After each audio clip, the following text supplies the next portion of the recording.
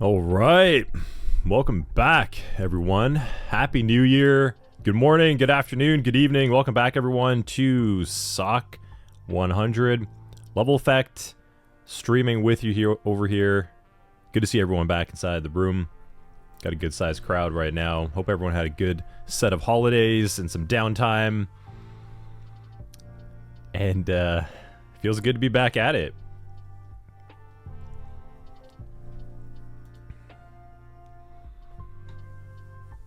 See who's got inside the room over here. Abe, DT, Joe, Karina, Alan, Ariel, Bearded, Cree, Kim, McQuigan. Oh, Qui-Gon Jinn. Jeez, don't get mad at me for that. I realized after the full name. Qui-Gon Jinn. All right.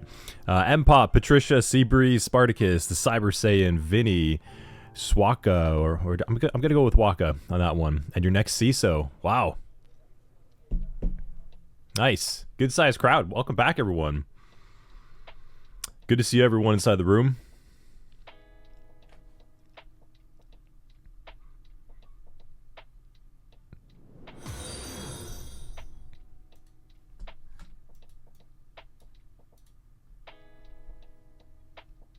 Nice. Seabreeze, Vinny, thanks for the follows. And Bearded, yeah, thanks for the sub, man. 2 months. 2-month subber. Nice. Thank you. Appreciate the support. Vinny. Oh, hey, yeah, Vinny. So I wasn't sure if it was you, but it's good to see that it is you. I didn't want to call it out. All right. Tom, good to see you as well, too. Welcome back.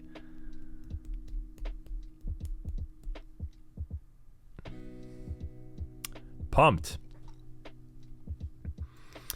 Gonna be a really good stream. We got a lot to cover, got a lot to dive into, a lot to talk about. So anything you guys want to share from like the holidays? Any wins? Any downtime? Any games? Any movies? What'd y'all get up to?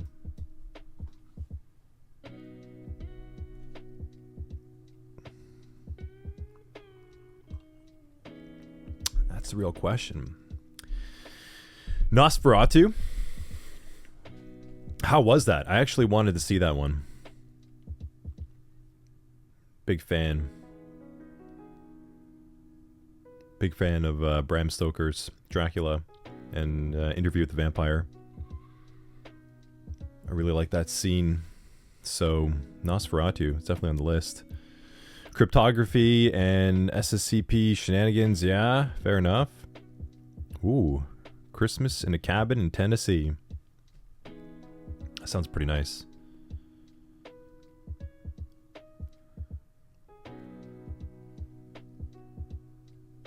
Cool. Karina got some family time on the East Coast.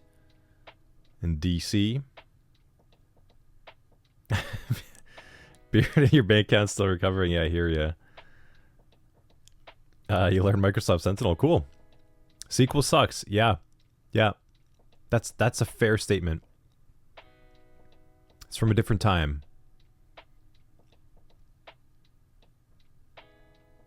Florida traffic. Got to experience that.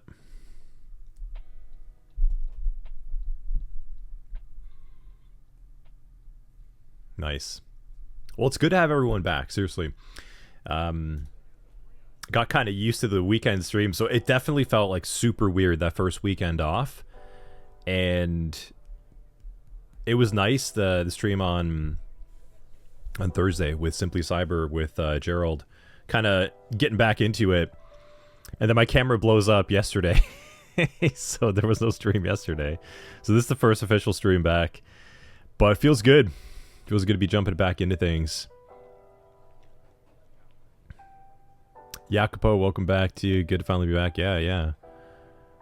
KS, you logged in because it was a break. Yeah, I know, right? You get so into the mode, into the groove of just study, go. It's kind of hard to disconnect sometimes. Kim, select everything from IT knowledge.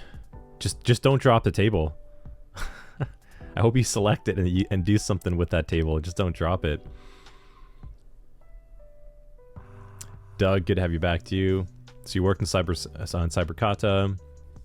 Nice. Yeah, you got the website migrated, a little bit of hacking, a little trolling. Got asked by the FBI and NDC to do approval team live stream session. That's pretty cool. Studying for your SANS GCIA. Went to Holiday Lights with the family and then did workout sessions. Nice. Shooting range, boxing, and family time. Action packed. Doug had like a super downtime time off. Very cool. CI, yeah, welcome back to you. Spartacus 00100, what's the teaser you mentioned in Simply Cyber? Well, it's gonna be big. I might mention it on Tuesday. If not, then maybe it's gonna be in the following Tuesday. But it's coming up real soon. There's gonna be something real big, really, really big coming.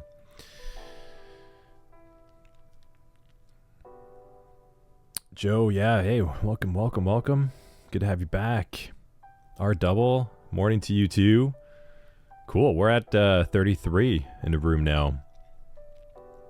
Ariel, Steven, KS. KS, you're in whatever it is. It's, you know, maybe to tease a little bit more. I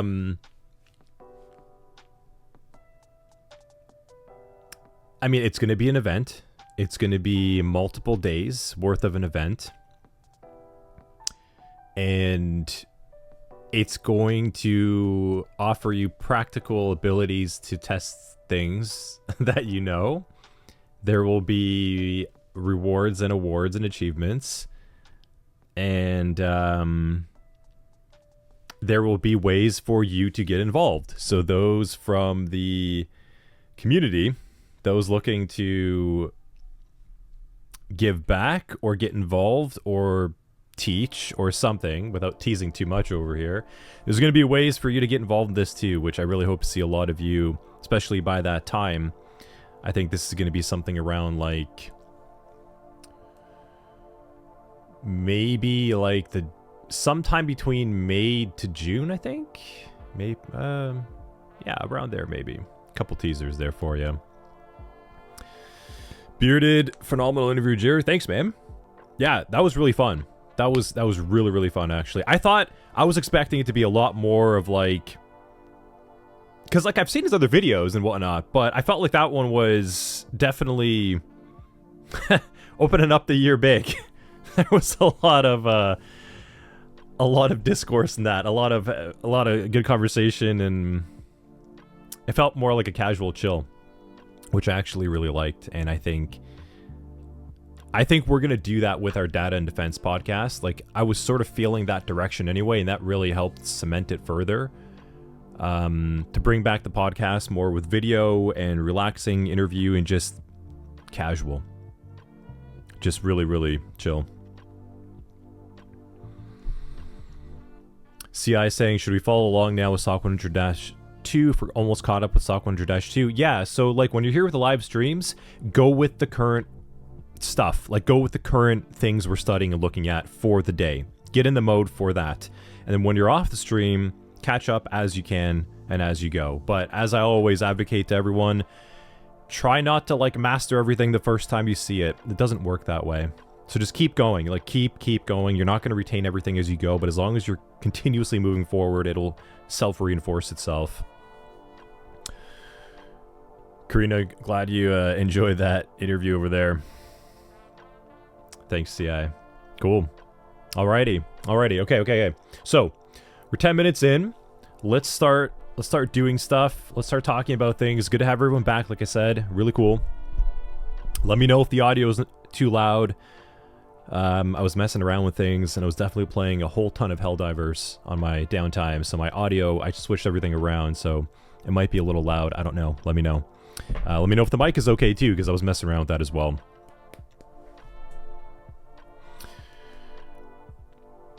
KS, you've been having great convos on other channels with Doug. Yeah, I saw you guys hanging out there a couple times. Really cool. Talked level like journey, university work, related issues, personal endeavors.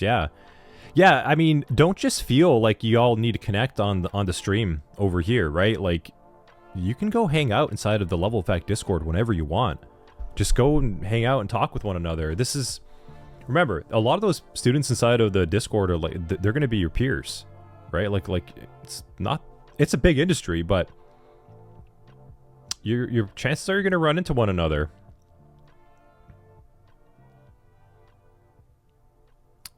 Doug, you've been playing PoE2? Yeah, it's on my list. I definitely want to get to PoE2. I think I'm going to play it later, though, because KCD 2 is coming. And I think I'll just wait for PoE2 to really finish up and join in that later. And then it's KCD 2 time.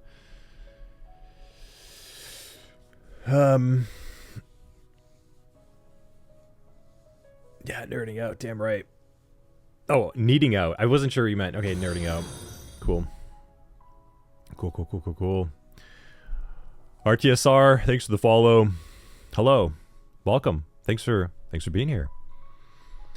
So today, what do we got on the agenda today? We've got the SOC 100 stream, which we're going to continue going. So where are we at for today? Yesterday was a wash. We're back in action today. So January 5th. Today is Cryptography and Encryption. So we're actually going to also finish up a little bit. We had I think there was a little bit more to GRC. So I think we've got about another hour-ish of GRC. And then hopefully we can get through all of cryptography today. That's going to be good. And then next week, we're going to dive into finally, we're going to be getting into triage. So next Saturday, we're finally actually going to be starting this. We're going to go and look into how to triage a compromised Windows host. You're finally going to be diving into that. We've covered enough ground now with our IT fundamental side of things, Windows, networking, Linux, server, etc. Did a little bit of help desk work as well, too, to get a feel for it. Finally, we're actually going to start our cybersecurity SOC Analyst triage skill set and development next week. Super cool. Hope you all enjoyed that. Ariel started setting up your home lab. You broke it. Yes. Good. And you realize you were breaking things. Even better. So you broke it and then you realize you broke it. Now you can rebuild it. And you can find out why you broke it. And then you can put in ways to prevent that breakage from happening. And then guess what? Once you start doing things like that, you're doing IT and security work. Amazing. So good job. Yeah, that's exactly, Ariel. Yeah, so much learning. That's what it is. We're training you, we're teaching you, but you got to get to that home lab. You got to get off script and start applying yourself. That is when it happens. Awesome. Good job, Ariel. Really, really happy to see that. Kim rebuilding with the DMZ at the moment. Interesting. Wonder what you're cooking up over there. I guess we'll find out.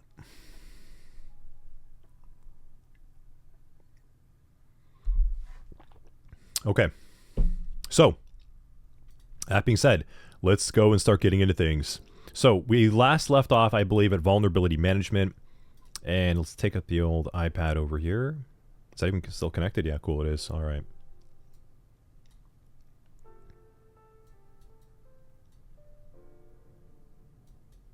Oh, let's update the stream topic up there as well, too. Title should be...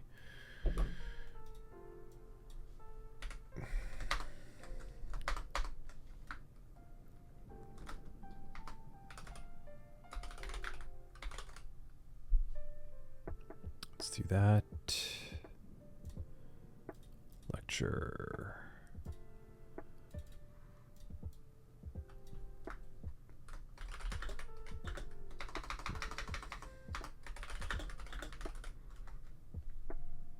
Okay.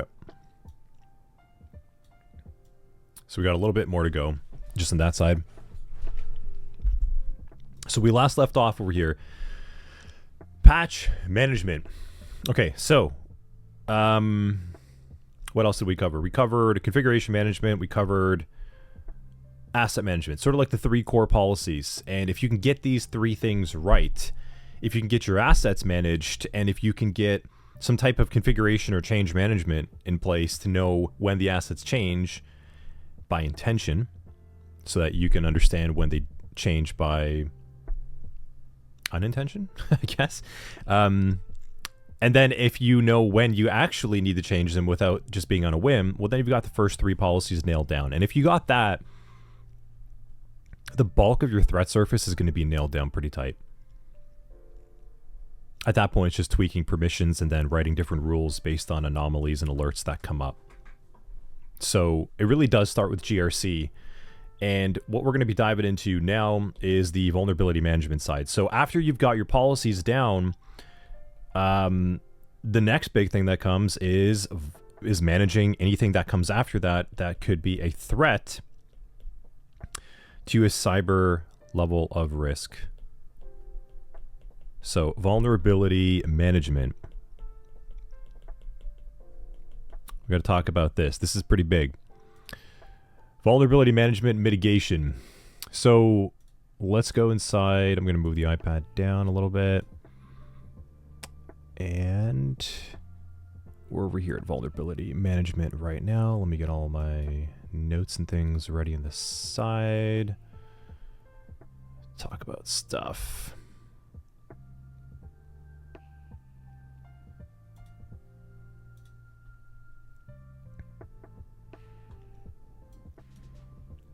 Cool. Okay. So essentially, I mean, let me actually get the iPad back inside there. Cool. All right. So all what vulnerability management really is it's a procedural approach, a very logical procedural approach to do a couple things: identify, evaluate, and address vulnerabilities in your organization. That's really it. So, and the thing with GRC, as we keep saying, I really hope I spelled that right. I feel like that's wrong. Procedural, yeah. Let me just make sure I've got that right. Something's bothering me about that. Or is that right? That's right. It's just something looks really weird. Maybe because I had like a space in the way that I was writing out my my letters. Let me move the stream on the other side so I don't mess up. Procedural, logical.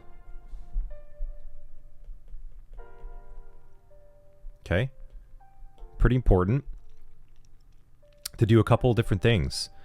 We want to identify,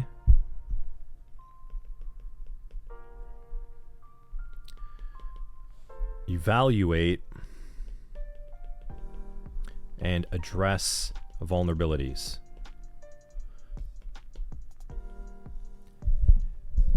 That is effectively what vulnerability management looks like.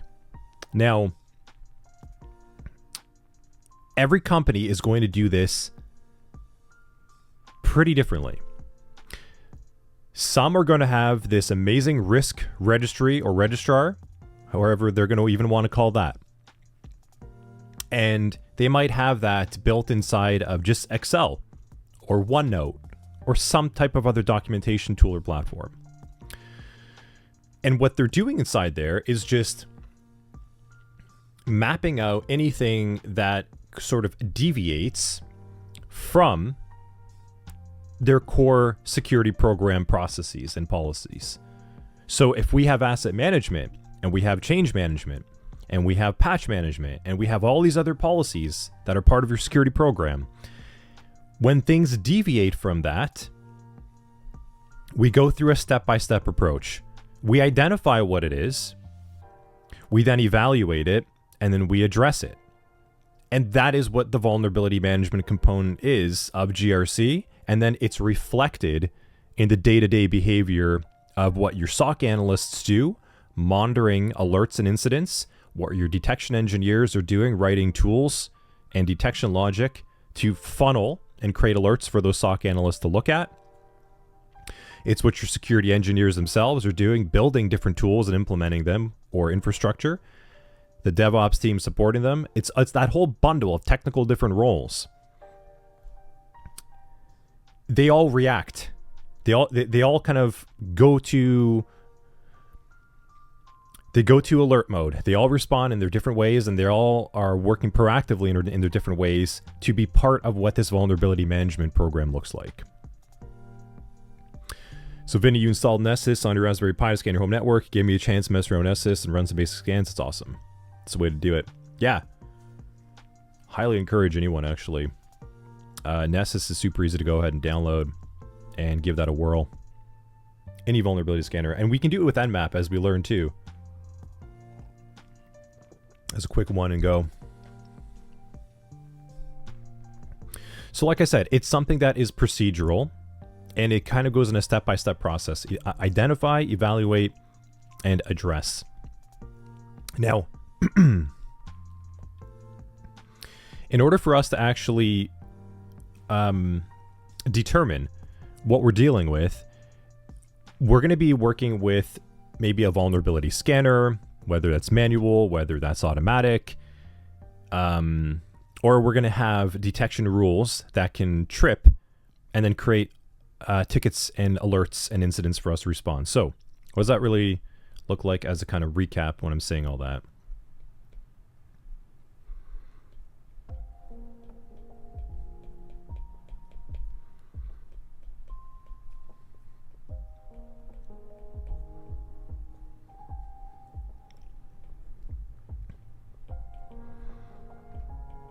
Manual, auto.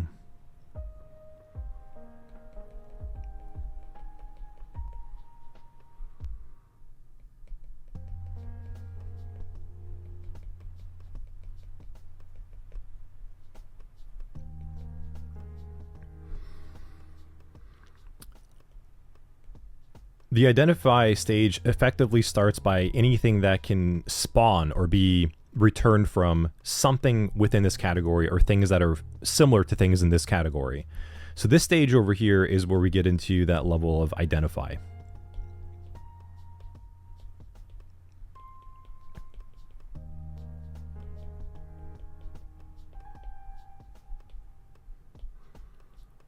Now, throughout, we're going to be learning.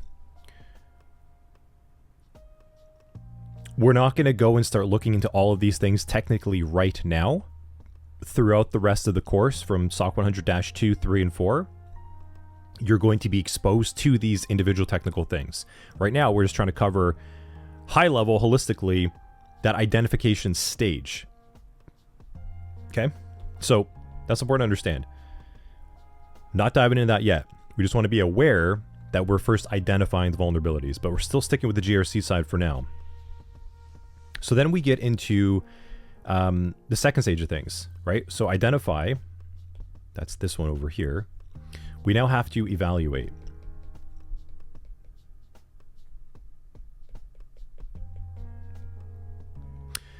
Now, let's say we have, like Sally is trying to log in at 7 p.m. after hours, like 15 times for no reason. Or maybe there is a reason. She has like a VPN connection, so she's trying to remote in, log in, and she keeps failing her login attempt. How do we know? So we've identified that, okay? We've identified that that's actually happening through events, through logs, and if we have configured something to inform us or to alert us, that we're now identifying that that event has happened. So that could be like an intrusion detection system. That could be events and logs that are going over to a log and event management system, a dashboard, a SIEM, something that is collecting events that are happening, and then that identification step has happened. So let's just assume for now, for where we're going, identification happened here where Sally tried to log in at 7 p.m. 15 times through the VPN and is failing her login attempts. Now, how do we even know that that's a concern? Because if I say that to you and we are entering the thought process with a bias that this is a security conversation and topic, you're all sort of just waiting, right? Like you're all waiting like, okay, well, what is the problem with that? Like we know there's going to be problems, so let's talk about the problem. But if this is just your day-to-day business and activity, if Sally just does this and logs in at 7 p.m. every single day, then that's normal, right? That part of it is normal. But the 15 failed login attempts, that's unusual. So how do we even know that we actually have a cyber threat that's happening at that point in time? And there's a couple different ways that we can do this.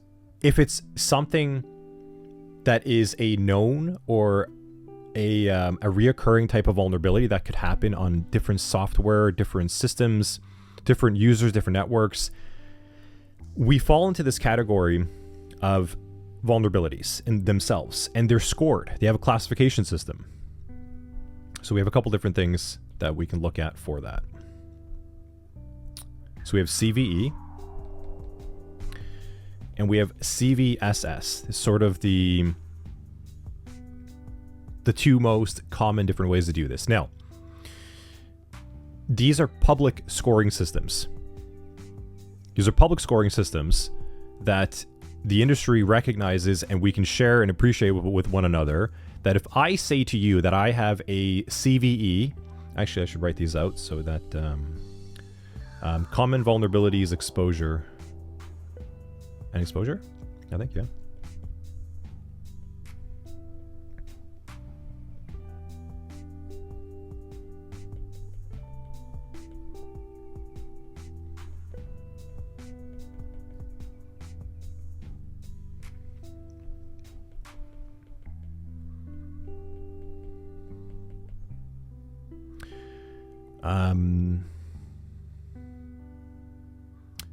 Common vulnerability scoring system, yeah.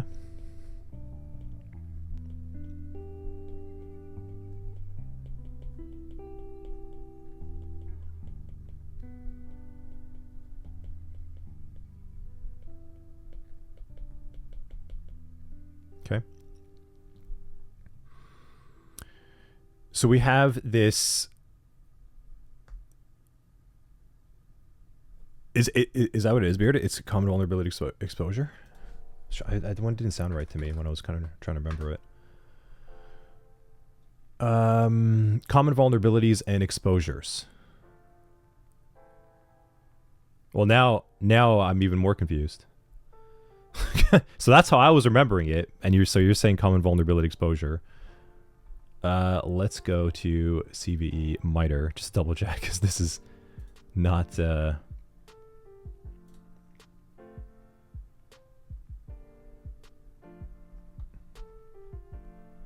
because I'm remembering it differently here.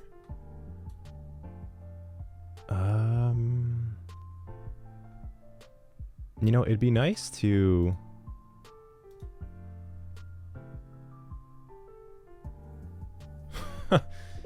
here. Well, let me move the iPad so you can see what I'm doing. So if I'm searching over here. So what does CV stand for? I got it right, yeah. Yeah. Okay. I'm just making sure. It's the start of the new year. Brain's a little foggy. So yes, common vulnerabilities and exposures. Okay, cool.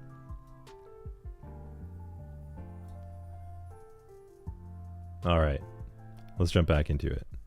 I missed the S on exposure, so exposures. All right, so CV. Yeah. I mean, honestly, it's not that different, anyways, right? Like common vulnerability exposure, it's close enough. The point being that there are effectively these two categories that we're looking at, and these are industry recognized standards. CVE is managed more so by MITRE, which we're going to learn even more about on CTI side of things, the MITRE company, MITRE organization, I should say. And CVSS is sort of it's delivered mostly by NIST, but it's also, here we go.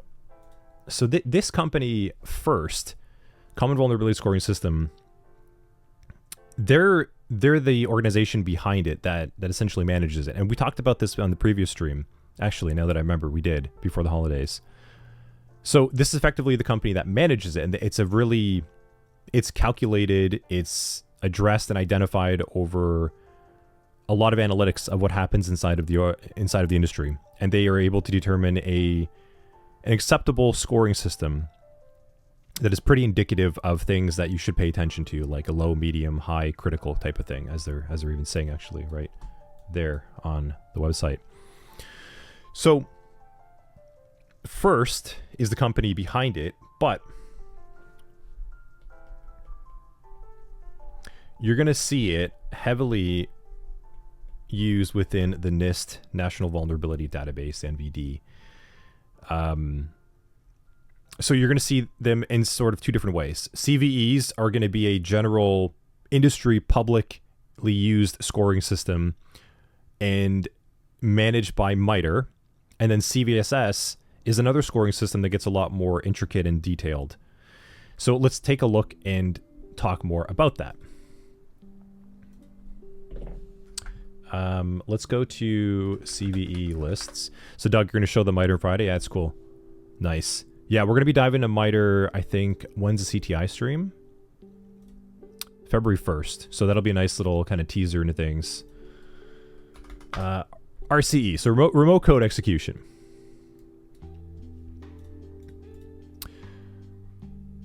Let's go further back, somewhere like in 2023. Let's just scroll down. So something that has some documentation to it. Because the older that they are, the less documented that they get. Or sorry, the newer that they are, the less documentation there is available for it. All right, here's something in WASA. All right.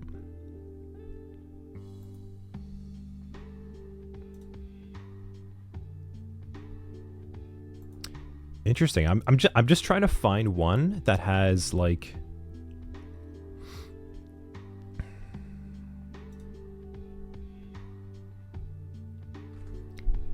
I feel like this changed recently, didn't it? I don't remember that. I don't remember these screens looking like this, like even on the stream we did before the holidays. Did this change?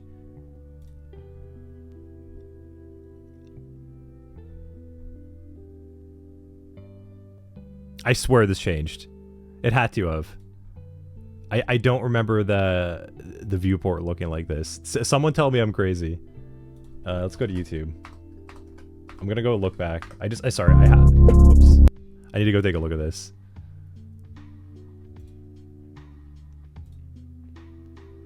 Like, let's go back to the one we did on the 19th.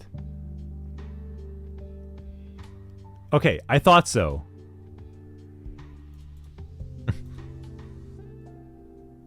Right? No. Or I'm just going crazy here. It's just because I'm looking at these different ones. Nope, that's just me kind of going crazy over here. Okay, so I swore that this viewport had changed, but I had to verify that because my memory was not working as I thought it would. But trust but verify, always. That's my approach. So, anyways. So we have these CVEs that are classified to us that are provided by MITRE, right? And they give us this indication of things in a general scoring system. But typically CVEs are also linked to the CVSS scoring system, which gets a lot more intricate, as we talked about in the previous stream, right? Over here we can see that these things actually evaluate to a much granular level. They have network, they have level of permissions involved, the ability to execute, whether it's complex, whether it's not. And CVEs are not like that. CVEs are much more like a high level, letting us know that we have this listing. Like it's an entry, it exists, and there might be information that's on that CVE record. And it's sort of like a check in the box to say, okay, this is a publicly disclosed vulnerability at this point. It is known, it is discovered, and there's information, documentation on it. You can go look at it now. The CVSS system enhances that record with some level of relativity to understand, okay, well, how much of a threat is this? So it gives us a numerical value for us to work with. And that can be classified all the way up to 10, and we can get into that low, medium, high critical range. So now that we've identified vulnerabilities, and again, these are for publicly disclosed vulnerabilities, we could work with a CVE or a CVSS type of system to evaluate them, to give us an idea of what we need to do. KS is the Pokédex for vulnerabilities. Yeah, it's a good way to think about it. Nick's good morning as well too. Welcome back. So that being said, what do we do when we have something like Sally logged in at 7 p.m. and failed 15 attempts? Doug, CVS score of 10? I mean, I haven't, thankfully. I haven't. But I wonder if there actually are, because I actually haven't seen any CVSS scores of 10.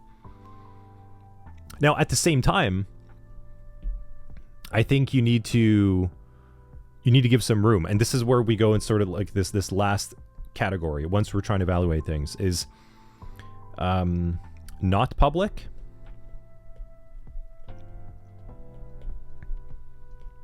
not known.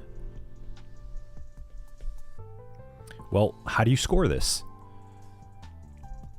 And I think I saw it up in the chat over there, but I didn't want to say right away. But yes, we now get to this system of baseline, level of deviation.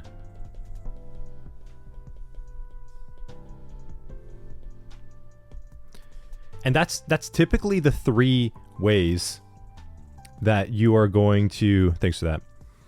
So if something is not public and something is not known, then we're effectively going to have this third approach. And that is the baseline level of deviation. So what is normal and what is not normal? That's how you evaluate a vulnerability at this point. You either have a public record of it and it exists, and there's a CVE record of it, or a CVSS record of it. So there's public documentation, open source intelligence, there's OSINT available for you to work with. Or you have the third type of option here of you're dealing with a vulnerability or dealing with something that is not public and not known. And at that point, you only have one option for you. And that is, how much is this deviating from the baseline of what you know to be normal? And what is known to be normal is based on your core initial security program policies. Things that we talked about previously, like your asset management, your change management, and your patch management, etc. The ones that are applicable to your organization. So, if we have now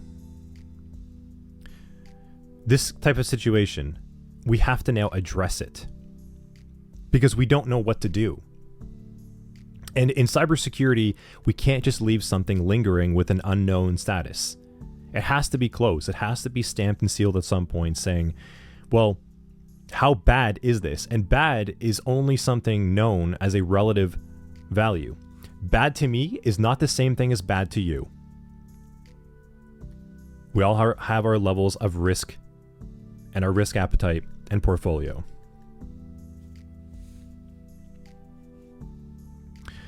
So, we now move over to address.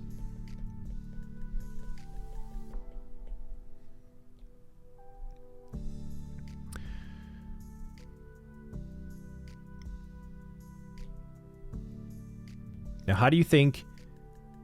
Let's before I just give it away. Based on what we've all covered so far, I almost gave it away. What are we trying to figure out to determine if this is even a cyber threat? Because we have a deviation. Let's just say the normal baseline is users log in from 9 to 5 p.m. and there's a 5% password failure entry rate that happens. And users log in 5 to 7 times per day on average each. Let me put it to the room. Let's work through this logically now.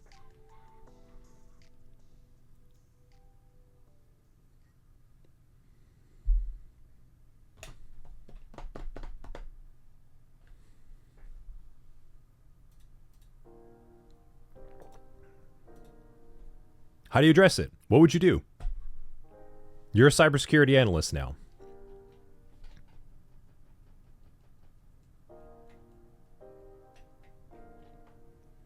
Let's hear it. Categorically, where do we start? Give everyone a minute, and then I'll just kind of start writing. If you're a little lost.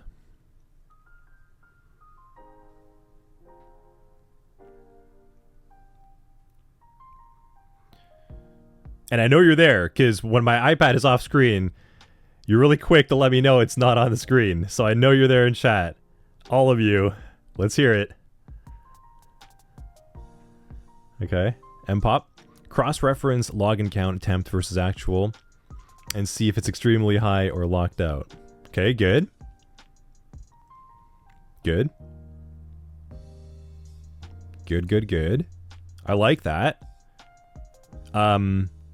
But again, how do I know that that's cyber threat related? What am I looking for?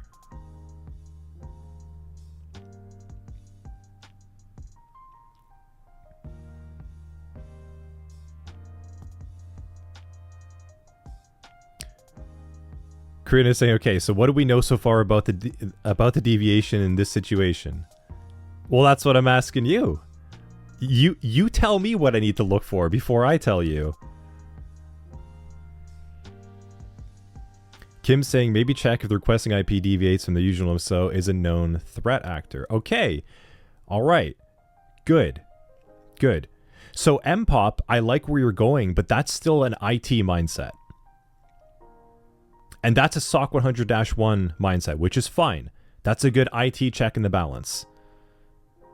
You know, pull up Active Directory, see if the account's locked out, look at how many times they've logged in previously. Good, I like that. But yes, I like where Kim is going now.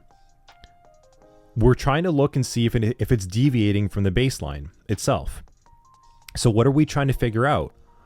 And in this case, I'll kind of start right over here because I think we're starting to get some traction.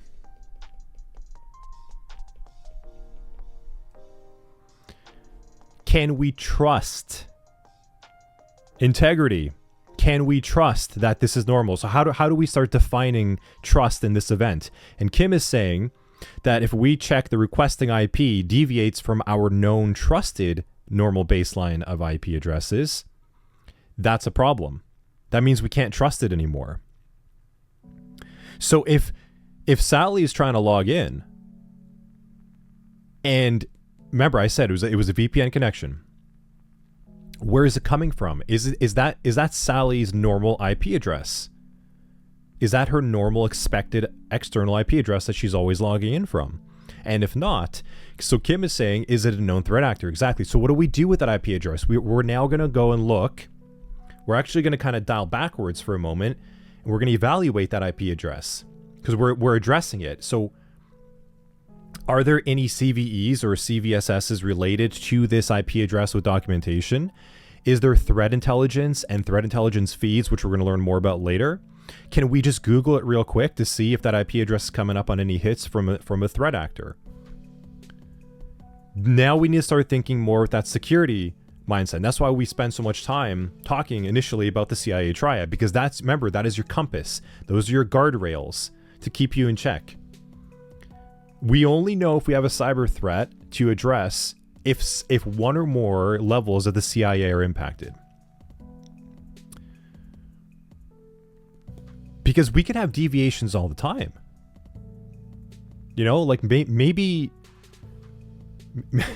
remember we had that IT ticket where there was a potential keyboard issue with the Kerberos authentication protocol? What if Sally's keyboard is messing up? Like we don't want to be thinking about the IT side. We want to start thinking about the cybersecurity side now. So let's shift the mindset now. So yes, RTSR is saying we can check from where the user's logging in. Exactly. Geolocation, IP address. We can look for anomalies in the way that they're entering their username. So like, are there clear, obvious typos or patterns? Are they trying to enumerate something? Are there other users that are being logged in with and attempted and tampered with? Kern is saying, could the threat actor be spoofing their IP address through? Yeah, absolutely. But maybe not. But we have to ask that first. DT saying, what is the data doing and what is the activity of Sally? Yeah. What is Sally just generally doing at that time? What was Sally doing last? We have an integrity problem here happening. We can't trust this activity. Pure to say, call the FBI. Yeah. Okay. So.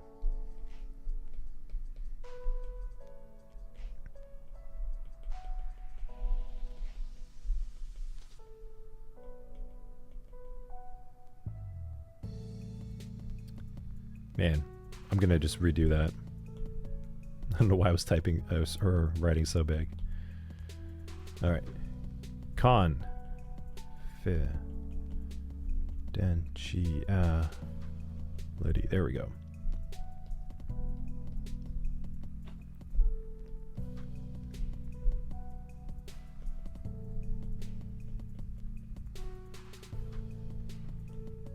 We need to determine what level of CIA has been impacted for us to determine if this is actually a problem now. Jacopo saying maybe we could be useful to check the IP addresses trusted and threat intelligence sources such as VirusTotal. Yeah. And that's what we're going to be learning a ton more about now. We're going to be learning more about those tools as we go on. That's awesome. Good job, Jacopo. Impossible travel case, maybe? What do you mean? Like the... Tell me more about that, KS. What do you mean impossible travel case?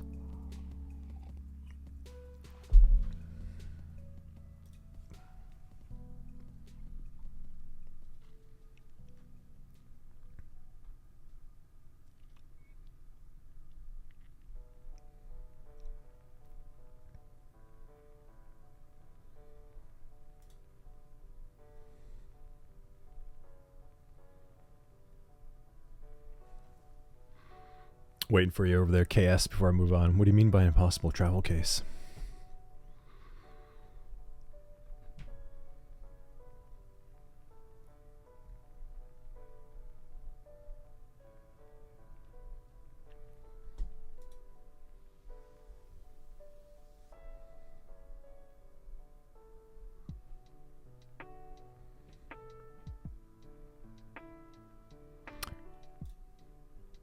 Okay.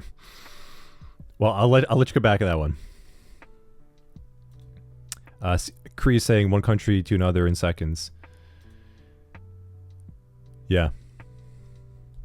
CI saying miss last thing. Can you say Sally usually logs in from Canada at 8 a.m. but now she's... I like how you said Canada. That's... We're nice up here, bearded. All right. we're not a threat. But now she's logging from North Pole at 8:01 a.m. Yes. Yes. Logins for places super far apart within minutes of each other. Yeah. Good. Okay, so this is what we need to be thinking about. This is how we start to determine if this is actually a cyber threat for us to address. And if it's not, then it's an IT issue. That's what this means. This is how we can sort of set like a delineation. If none of these are a problem, then we have an IT issue. And then we just say, okay, now we need to escalate this over to IT or DevOps or someone on the infrastructure side. Someone sysadmin related. Seabreeze, we're nice people, you mean? Is that a fellow Canadian in the chat? Nice. Okay. So, this is effectively what vulnerability management is. Now, you can see why that's kind of hard. Because everything sounded well and good when I was like, okay, well, you know, we can evaluate it. We have scores and things we can respond to. But what do you do when you don't have something public? Something known, like known documentation? How do you respond? Well, that's what we're going to be learning about with the hands-on practical content of SOC 100-2 and so forth. You are going to learn how to respond to threats as we move forward from a technical capacity. Now, what we want to cover still from this GRC side of things, so that you're aware, is the things around the scans. Okay, I'm gonna write this down over here. This is heavily like GRC. Spartacus APT name is Maple Tree. Yeah, that's actually a really good APT name, Spartacus. I like that. Maple Tree. Okay. And then we'll take a break as well too after. We're going to talk a little bit about vulnerability scanning. Because the alerts and everything that come your way and that you respond to as a SOC analyst, well, that's all well and good. But remember, what do we do in the GRC side is we are... Actually, let me go all the way back up, remember? Remember this? Where I forgot to write the T under threat. So, threat, incoming threat, right? We have so many layers to even prevent. Like, we don't even... Ideally, we do not want SOC analysts handling tickets all day. That's hell. Like, no one wants to do that. So we have all these layers of all the low-hanging fruit and all the common different things we can configure to get there. Now, one of these layers in GRC, with your cyber threat intelligence to sort of work through, one of these is going to be vulnerability scanning, which is a component of your vulnerability management program. And when I say program, I'm meaning like your policies and processes that are related to it. Kind of like when I say security program, that's your overall security umbrella of policies and processes related to cybersecurity. So, vulnerability management begets vulnerability scanning, which is something within that identify bracket of vulnerability management. That's where, when I drew this box in the previous stream, one of these controls above is going to be vulnerability scanning. There's many more, but the big ones that we cover and we try to get you to understand from the GRC side are some of those like the change management, patch management, etc. So vulnerability management now. Let's go back and let's look at vuln scanning, which, let's just say, is somewhere over here as a layer of defense before you get to the SOC. Art Double, you guys have given us Tim Hortons. You're forever appreciative. Damn right. I could go for a double right now. Okay. So, like I said, we have those automatic and manual scans. Now, there's a couple different forms of scanning that we need to be aware of.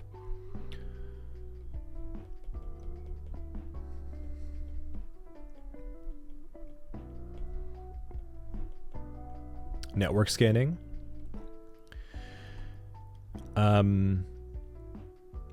Agent-based, so like on the endpoint.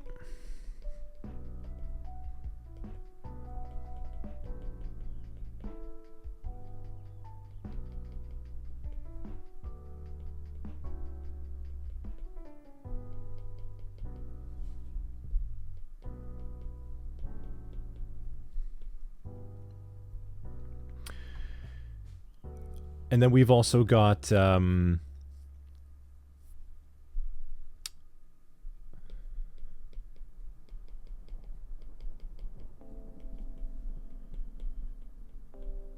authenticated and non-authenticated.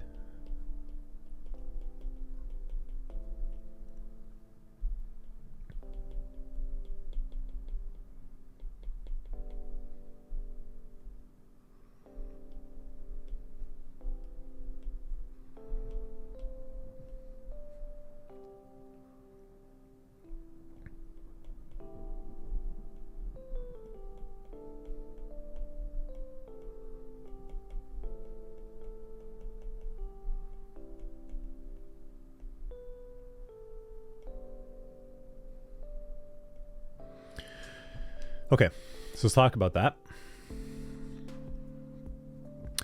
So we have effectively like 3 general categories, and really I would say that there's probably just 2. Like if I were to get really kind of calling it what it is, you have network scanning, and then you have agent-based or endpoint scanning, so something that's on the host. And then to a degree, those can be shaped and formed into, I guess I'm going to call these more like options. I don't want to call this like a third, even though sometimes it could be considered as much. So a network scan happening inside of your network could be like how someone might be running Nmap or Nessus. So we learned how to use Nmap previously to run a vulnerability scan on one of the other target endpoints and look for vulnerabilities using the Vuln script. The Vuln script provided us an output based on, well, scanning for CVEs. That's what it did. The Nmap team is going to create scripts that scan for the most common or the most lethal or volatile vulnerabilities that could be out there, and provide you a bundle of scripts that you can run against another target. Nessus does the same thing too. You run it on your network and it scans all of your hosts, and it tries to simulate the initial entry point or the initial vector, the initial attack vector of what those CVEs might reflect like in real life. So that's where that comes in. That's where knowing CVEs exist come in, because that's what those scanners are doing. They're scanning for CVEs, and then they're reporting to you what are the CVSS levels. And I'm sorry, but that's all that they're actually doing. So when your company's going out and they're spending tens and hundreds of thousands of dollars on Nessus and antivirus and all these tools that scan for you, what you're paying for is really fancy software that is just managed by a team that looks at all of the most public and most recent CVEs, determines how can we run a script that will simulate a test or an attempt to verify or validate that that CVE is on your network. And then we're going to tell you what someone else has said what the CVSS score is. Now, I'm simplifying it. There's a lot of work that goes on behind the scenes of that. But that's right, Doug. It's there. So, like I said, I'm simplifying it heavily, but that's what you're paying for. And I think if you can understand that perspective, I think it'll really help you in your ability to communicate to stakeholders exactly what those things are doing. Because at a simple level, it sounds like it's not doing much, but there's a lot of work involved to be able to do that. Now, by extension, if your company does not have a lot of money and you have to put together a vulnerability management program, then you can find a way to do the same thing on a budget.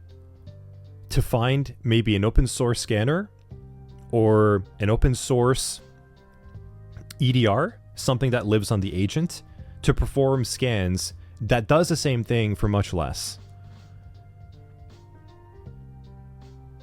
So you can see just how important it is, right? Because if you have this, well, let's go back here.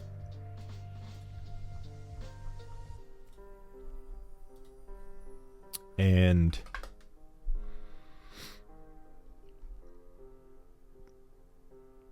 if I search for remote code execution, there's 2,226 results.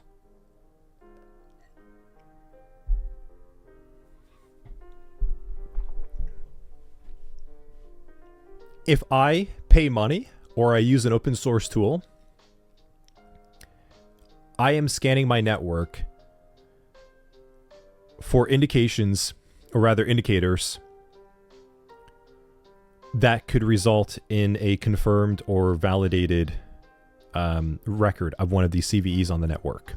That's what vulnerability scanning is within vulnerability management, which is a security control layer within your security program, layers before your SOC actually has to get involved to do things. Because if you don't have this,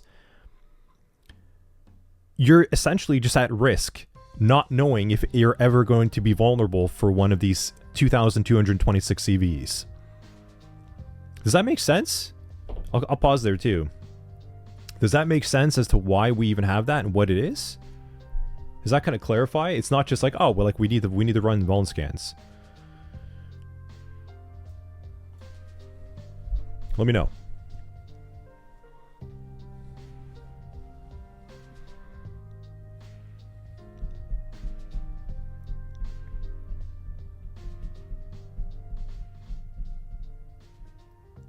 Okay.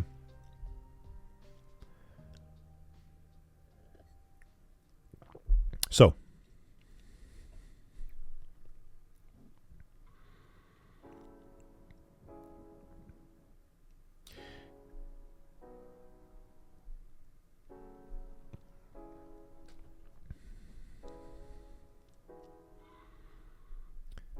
yeah, Ariel, nice. I like that. Yeah. So, vulnerability scanning. Vulnerability scanning is part of vulnerability management, which is a program because it consists of policies and procedures. It's not part of the Notes CI. I'm saying it right now. So let me recap it verbally. Vulnerability scanning is a GRC level of a security control that is part of your security program, similar to some of the core policies out there like change management, patch management, asset management, etc. And what it's doing is it's allowing you to have some level of indication to identify, evaluate, and address deviations from your baseline. And your baseline being whatever is your known trusted state of your core security program policies and processes from change management, patch management, asset management, etc. And the vulnerability management arm consists of being able to identify, evaluate, and address any of those deviations in a very procedural and logical manner. And we do this by identifying those deviations through different types of tools, like an intrusion detection system, prevention system, firewall, antivirus, EDR. And those are actually, those fall within a category of network scanning and agent-based scanning. We then evaluate whatever those tools provide us with either known public intelligence through the means of CVEs and CVSS related scores. And then we address it, determining what level of impact is relative to our company's level of confidentiality, integrity, and availability, and how it can be impacted. All of this happens before we even get to doing a SOC analyst job. Before you even need a cybersecurity analyst, before you even need a SOC, before you even need to start outsourcing security, all of that has to be done first.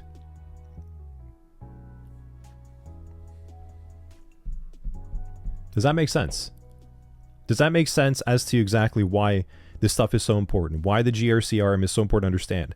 Because when you're in the SOC, when you're a SOC analyst and tickets are coming in, you are a very further down level of control when things are bad. And you are evaluating what has been identified by tools built within the vulnerability management arm. And you are determining the impact from the CIA level of what you're seeing. So I like when we were saying like different IP address, geolocation, login patterns. So not so much just about failed attempts, but was it rapid? Was it one attempt every minute? things that are not normal to like what a normal human would do, things like that. That is where we're going to train you the rest on. But before we even get there, your company needs to make sure that they have this in check first. And if they don't, this is what you need to recommend to them. Your job, the value you can bring as a SOC analyst even, is if you are getting like overloaded with tickets and so is a team, it's not that you need more SOC analysts. No, it's not that you need more time, more training, so that you can close your tickets faster. It's not even that. The first thing you have to figure out is the GRC program working? Because you shouldn't even have a lot of tickets in the first place that you have to deal with. And you shouldn't be having to work at a pace where you feel overworked and burnt out and being like, oh my God, like I'm not working fast enough. Because there's a limit. Like there's a diminishing return. You can only be so skilled and see so much. And not everyone can even get to that level. Like it's not like everyone's going to be able to crack out and crush tickets instantly. Like that doesn't happen. So, this is why we cover it. This is why we talk about it. And this is why it's important for you to understand that as SOC analysts. Because a whole lot of other things have happened before it even gets to you. And you have to trust that they did. And if they didn't, you should bring it up inside of your company or organization. That's a recommendation that you should be talking about.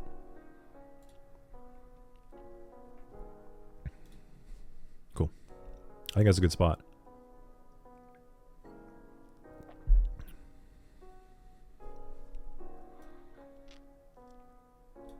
KS is saying same with IT.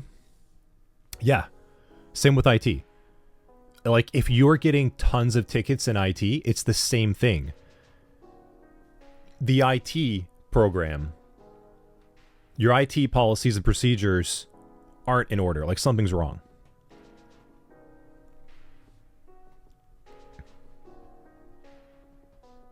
CI is saying like this time around the GRC is part first for the training. Yeah. That's just a lesson on our part that we learned. In the past, we actually had people train and learn GRC after the technical side.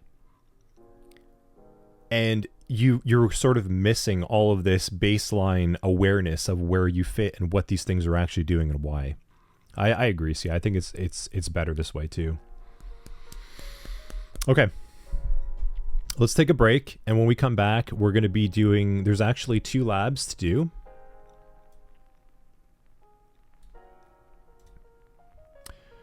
We're actually going to walk through a cyber risk and maturity assessment, and we're actually also going to do a little bit of Windows server hardening.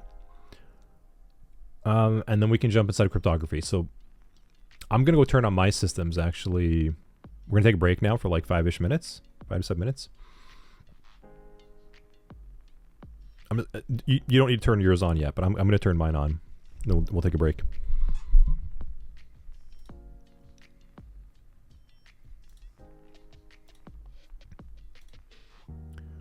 Cool.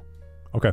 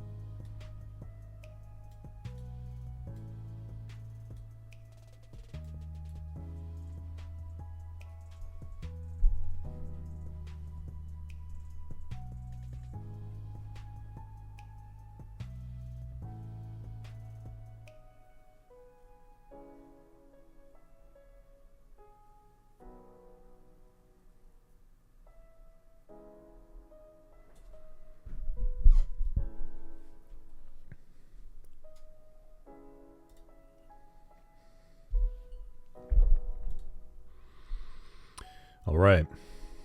We're back. Back in action. Okay.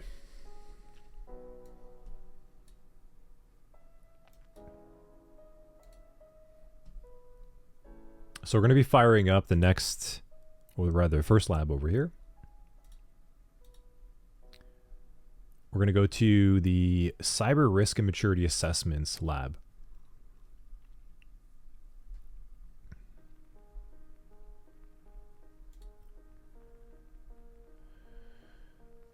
So let's go ahead inside of our systems, go inside of Windows Workstation. Should be able to connect to that now. We're going to be looking at a tool called the NIST Cybersecurity Framework Maturity Tool.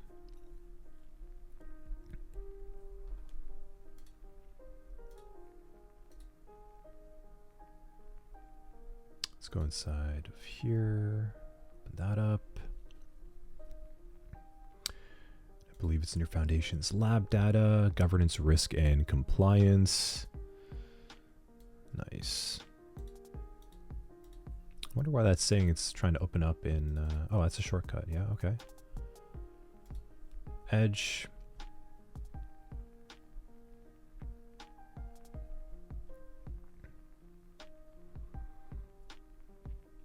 Oh, cool. Okay. I think we used to... Yeah, that's right. We used to have this open with LibreOffice. Edit our own copy.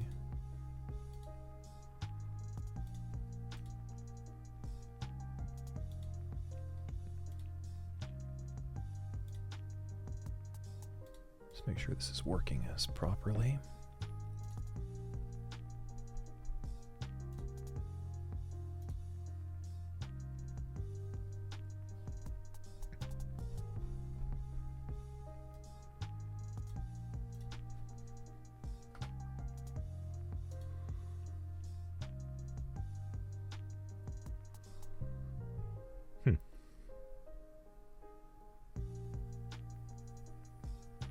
Used to be able to edit that just fine.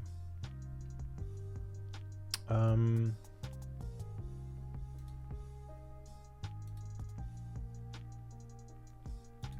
download a copy. How about that?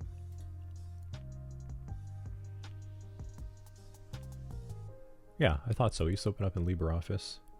Now, okay. So the NIST Cybersecurity Framework Maturity Tool, this is a tool developed by a gentleman named John Masserini. If you go to Google and you type in John Masserini, NIST CSF Maturity Tool, yeah, it should link you to the latest one.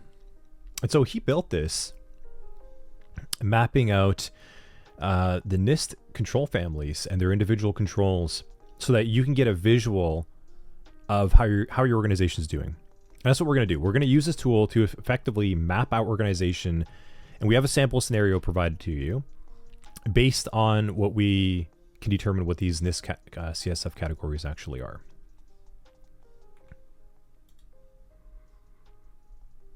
Cool. So he made a 2.0. That one's new. All right, let's take a look at it. So your workstation should have LibreOffice installed. If it doesn't, you could do this externally. I mean, it should. It should have LibreOffice installed. If it doesn't, let us know because it's part of your system build. So it's an Excel workbook, and LibreOffice is close enough to Excel. So here's a bit of an introduction. As you can see, this is something he's worked on a decade of experience measuring the maturity of various security programs.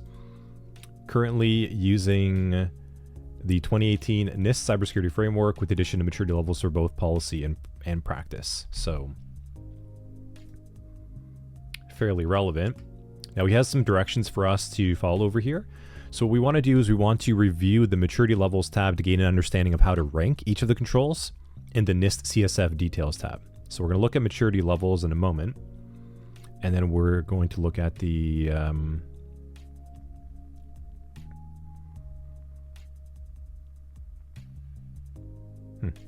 well, I don't see a NIST CSF details tab anymore. So we'll kind of figure that one out as we go. And on the CSF summary tab, review the target scores for applicability with your organization. In most cases, target of some controls will be different than others. Okay. So for all intents and purposes, what this document is trying to get us to do, though, I think that might be an error over there, is we're going to be looking at how to rank an organization on a level of maturity based off industry best practices. And what we're going to be looking at is trying to rank them from levels 1 through 5. And this is how you would be able to determine the maturity of your security program. And that's why we're doing this lab. Because I've given you a lot of information so far on being able to get an idea of what you need. Like, here's a change management policy, asset management, etc., right? Like, you know what you need to do. And we talked about the concept of AAA previously, with auditing and accounting being a huge component of that. So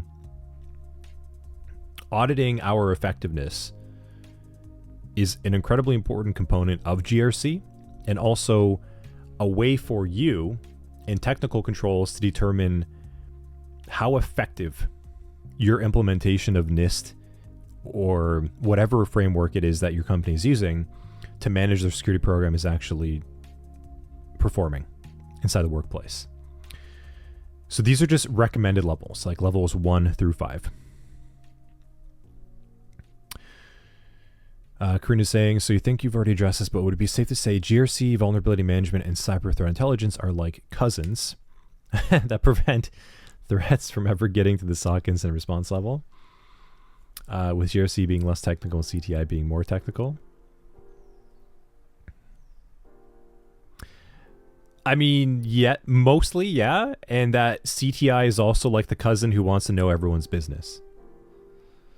And is involved in everything.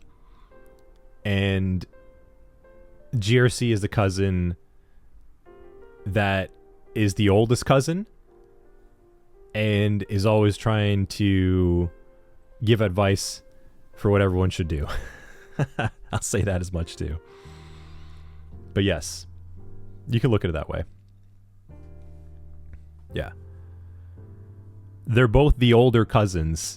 They're both the older family members looking out for everyone with all the same type of family dynamics that can happen as a result, right? Like, you've got a lot of infighting and arguments that will happen as well. So it happens when you're part of the family. So, yes. Nice. Thanks, Karina. CTI is a nosy cousin. Yeah. So, we're going to be looking at this. And this is kind of common. Like, you would see... And this isn't like the de facto industry standard. This is just a good recommendation to say, like, rank the effectiveness of your security program or your vulnerability management program or your change management policy, etc. Like, you can rate how effective they are by putting them on a scale of levels 1 to 5.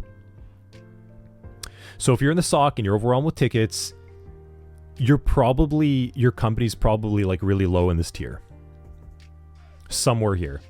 So let's take a look, and I think it'll make more sense as we just read them, right? So level 1 of a maturity level of your security maturity, and you're going to hear that term actually a lot more commonly used, is security maturity.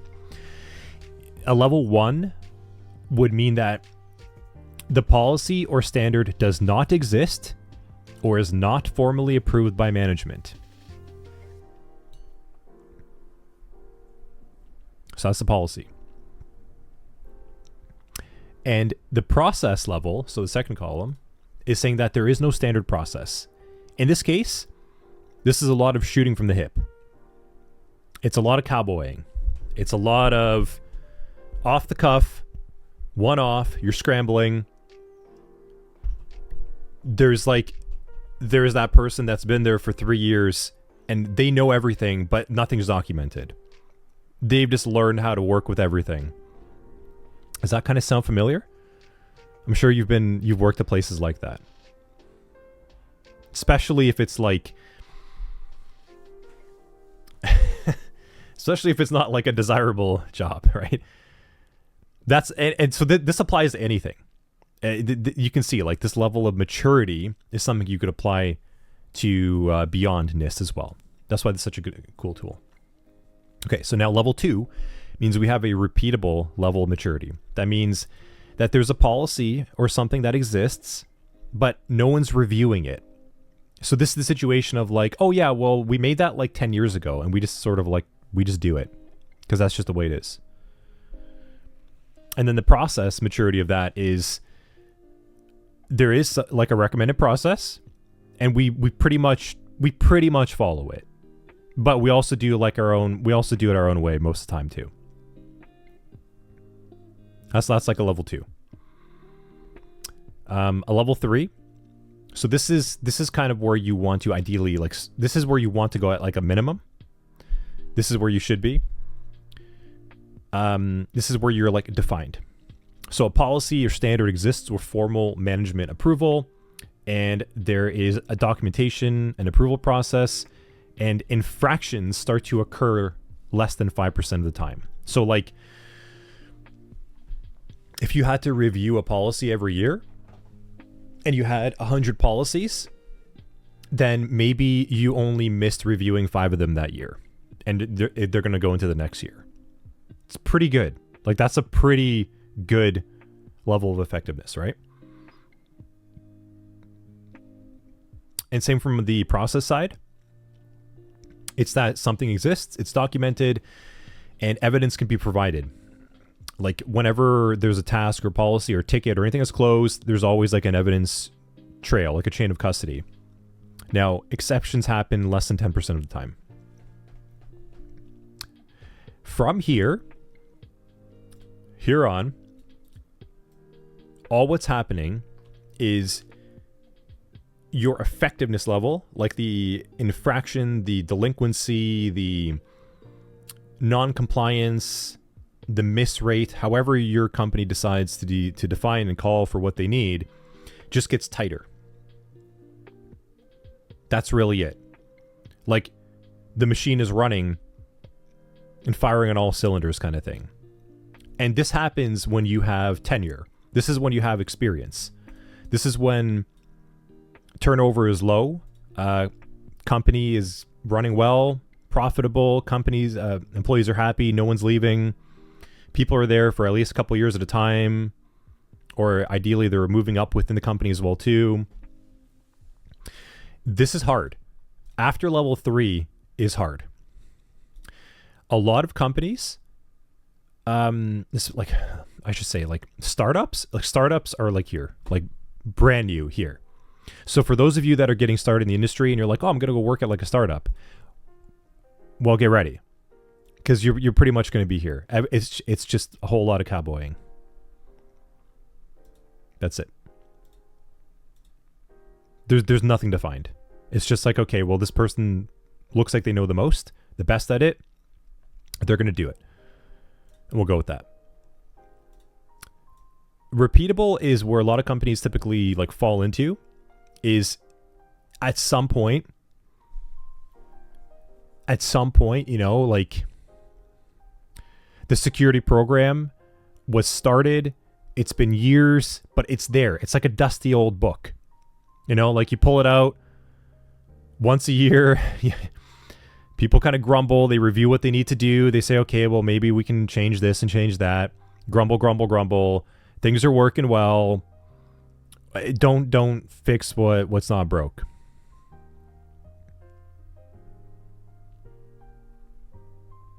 So repeatable is where you're going to find where a lot of companies typically land. And then the higher end companies are in that like defined stage. And maybe like an MSP that's been around a while. Corporations are starting to enter like level 3. Small, medium-sized businesses are typically between 2 to 3. Like there's somewhere in there. And then some are also like level 1. Levels 4 to 5 is like, these are your top performing companies. This is like your Fortune 500s, thousands kind of thing. large corporations that have been doing business for like decades kind of thing. Like they've got it nailed down. They're just improving the process. So like I like to look at like hotels are a good example. Like high-end luxury hotels are within like 4 to 5. It's because it's such a process business. Everything has to be so like procedurally expected and accounted for because profit margins are low, and customer service has to be high. So you're going to have like a good security program there and a good IT program, which that's like, yes, there are vulnerabilities and things that occur in like these luxury high-end hotels. Of course, it happens everywhere, but you're going to see that it's pretty much like the worst of the ones that could happen. Everything else is nailed down so tight where it's actually almost like a little unusable. Like there's so many layers of security admin approval, grant this, grant that, ticket, until someone can actually even do the ticket work. It's so like rigid, but for a reason. For a lot of things that we've seen so far. Like the more you keep adding in those GRC layers, the less you have to deal with a SOC. So this is where you're going to see like these higher tiers of business happening inside here. And yes, so Steven's saying this seems like it would be a good question to ask in interviews. Yeah, totally. If someone's asking you towards the end of interview, like, do you have any questions for us? Well, yeah. Like, you know, where would you say, like, what is the maturity of your security program? Ariel, you're at a startup stage in your life. You're not at a startup stage. It's good. Or maybe you are. Yeah, you might otherwise. But it's good if you're not at a startup stage in your life. That means you're more defined. So you're just talking to a mentor about program maturity. Your first security interview is coming this week. Nice. Very cool. Congrats on that. Oh, that's what you mean. Yeah, startups require long hours. Yeah. Okay, yeah. Yeah, they do. Yeah, so on that point, that's a good statement over there, Ariel. So where a company falls on this level of maturity, you can also expect like the chaoticness of your life to be. If you're looking for reliable 9 to 5e kind of like comfort expected work, you want to be shooting for companies like 3 and up. But now it's also, you probably get less experience too, mind you.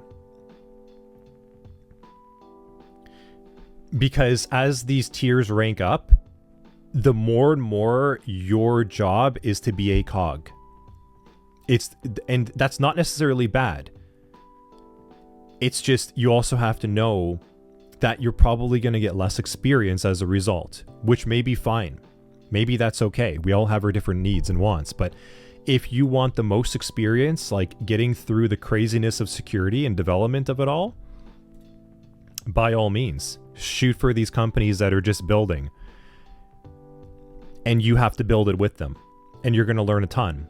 But your life's going to be pretty chaotic too.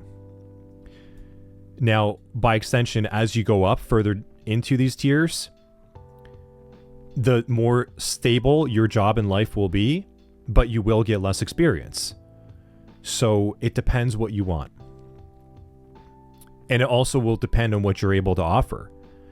And this is why typically, like, I don't recommend students to start right away and like, hey, just go join a raw startup. I don't recommend that. And honestly, you're probably even going to have a hard time getting a job at a startup when you're brand new because they need people with experience. Now, if you do get a job with a company within this level, like I said, just buckle up. You're in for a bumpy ride. You're going to learn a ton though. But we all have our preferences and what we want to do and why. But these are the questions you should be thinking about, even as a SOC analyst. If you're noticing that there's no standard or anything, and like no one's really following the rules, and is sort of like it's a little crazy and chaotic, you want to provide value, you want a promotion, you want to start getting some experience and maybe be bumped up a tier, Start thinking like this. That's what's going to promote you. Because remember, like we said, right? Cybersecurity professionals are risk management professionals trying to reduce, mitigate, and manage cyber risk. Your job is not there to be the most... While in some light, it is great if you're the most technical person in the world, it's more valuable for you to be good enough, but also be really effective in thinking about how to not even have to be good enough and trying to implement policies and methods to improve the security maturity so that you don't have to be super technical to put out fires all the time. Does that make sense?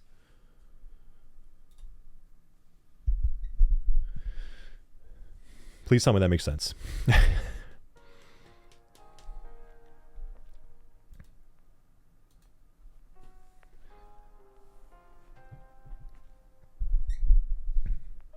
Karina saying, can we know what level a company is? Is that information is available? No. And so this is all relative. This is all relative. Again, these are recommended, like these are... A company might have 10 levels that they rate themselves on. A company might have 3. So what you should be trying to think about and ask, and like I said, your questions should be more like, what level of maturity would you say your security program is?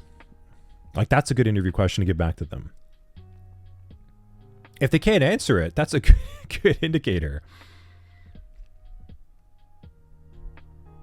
Good indicator for you to make a decision.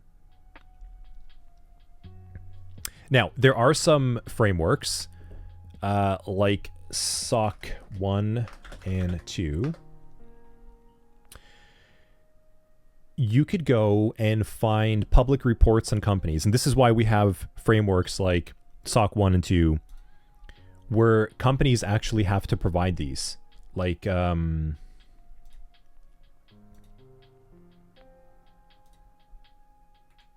wonder if I can find like a public report.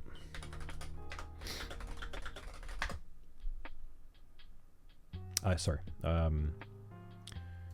Example. Just to see if someone can actually... This is why we have frameworks like SOC 1, 2, and 3, which is not SOC Analyst. I think we talked about this, right? I swear we talked about this in GRC stream, or maybe a stream I did on GRC. But like, this is actually this is a framework created by accountants. This is why C-suite holders talk about this, and they're like, oh, let's get a SOC 1, 2 and compliance and stuff. This is a framework created with a financial mindset for a company to certify themselves against, that can provide reports for non-technical stakeholders to understand how effective their security program is. So this is why we have this.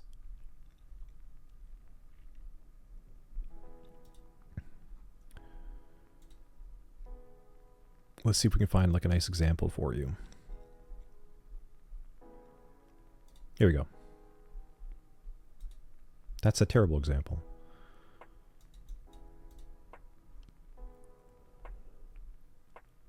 Yeah, here you go. Okay, good, cool. All right, so it's kind of similar. So you can see, right? Like, here's a control. Here's the result, what it's supposed to be. And that's effectively what we're doing here. Is when we go inside of this NIST CSF summary, we're doing the same thing. So like asset management. Physical, here, let me zoom in. Physical devices and systems within the organization are inventoried. And we can change this. Put like 0. Just put like a 0 all across. And if I go to the NIST CSF summary now, you should see the asset management score will actually start to go down. So like, we could say our target score is like a 2, right? We want to become like a level 2 company. Or maybe we want to become like a level 4 company. And you see how that target now moves. So this is what GRC analysts do. It's like, this is why I said it's not the same job. It's technical, but it's not technical like defer work, but it's technical. So let's just say we have a target score of 2. Well, let's just actually go and clear all this, right? So according with the NIST CSF from asset management, over here we have 6 controls, or rather, sorry, subcategories that of the asset management category that we're trying to audit our company against. So like physical devices and systems within the organization are inventoried. Software platforms and applications within the organization are inventoried, etc. Now, if we go to our maturity level, well, we can ask ourselves, like, do we have an asset management program? Do we have a policy? Maybe we have a standard that exists but has not been reviewed more than 2 years, and it's done informally. Okay, so maybe we're level 2. So we're going to go here and we're going to say our policy is actually at a 2. And it's also done informally. Okay, so we're going to give ourselves a 2 here too. So if you're a GRC analyst assessing how compliant your company is, you can use it. You can rate your company against something like the NIST Cybersecurity Framework using a tool like the NIST CSF tool, and then you're going to get a graph. You're going to get an output like this. So now you can see that our asset management score is actually 0.33 when we have a target of 2, because nothing else exists. And then if I zoom in over here, you can sort of see this visual that you can give to stakeholders. It got bumped up. Like, it's no longer at 0, but it's really far from 2. So your business management team is going to be looking at this. This is what they want to see. They don't care about how well you can look for malicious registry entries. You see what I mean? And this is how I'm trying to paint a very clear picture for you. It's important for you to do that and know that as a SOC analyst to do your job, but that's not how you communicate your cybersecurity value. You understand, right? Like, your value as a SOC analyst is in your ability to evaluate and address technical incidents that happen that are related to some type of CIA level of compromise. And that's all well and good. That just means you're doing the job. But the value of your security program and how effective your cybersecurity management policy and processes is rated by this. This is what your management team is looking at to determine, are we doing things right? And so there are other controls over here, like detect anomalies and events, security and continuous monitoring, and detection processes.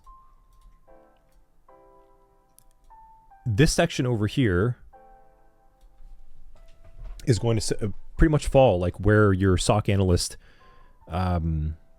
procedures are, and like how good they are. So let's take a look at that. If we go to scroll down.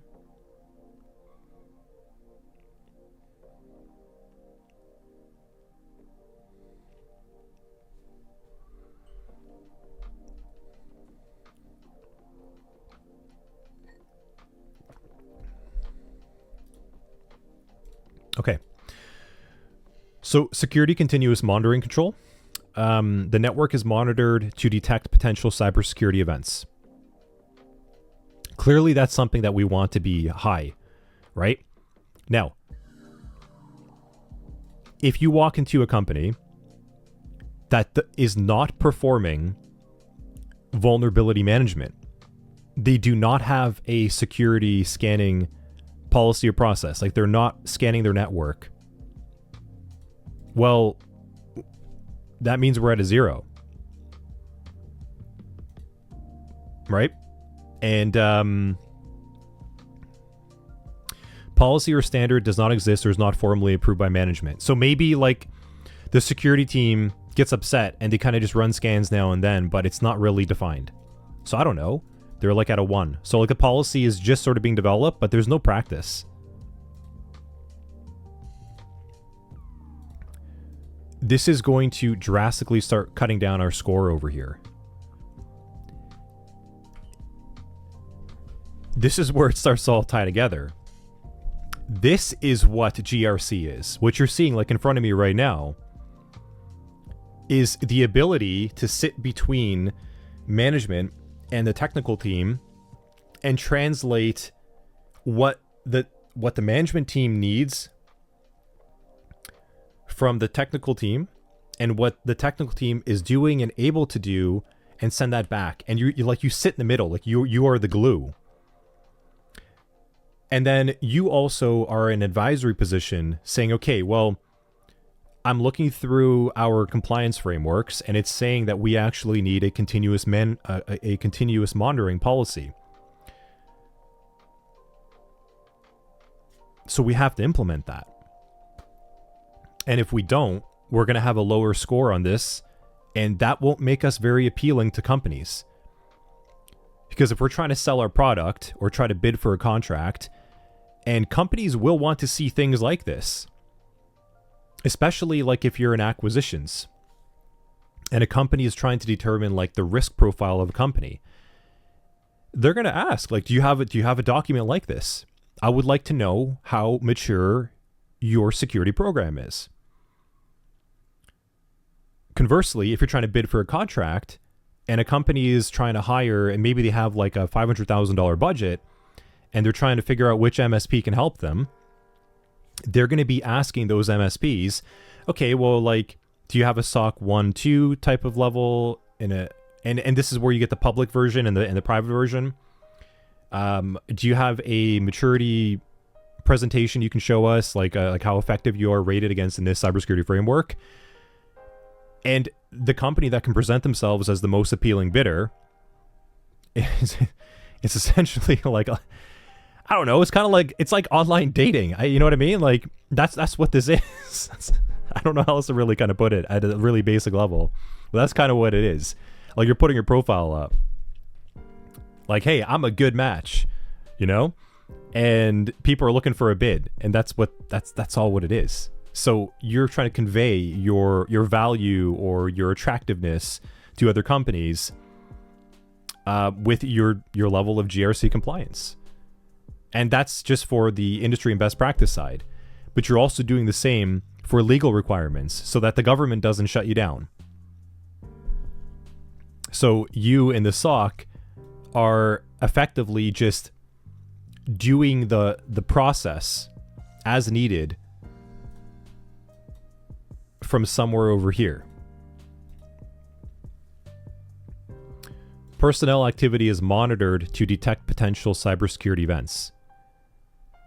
That's you. Like, you are doing that. You are the one doing that.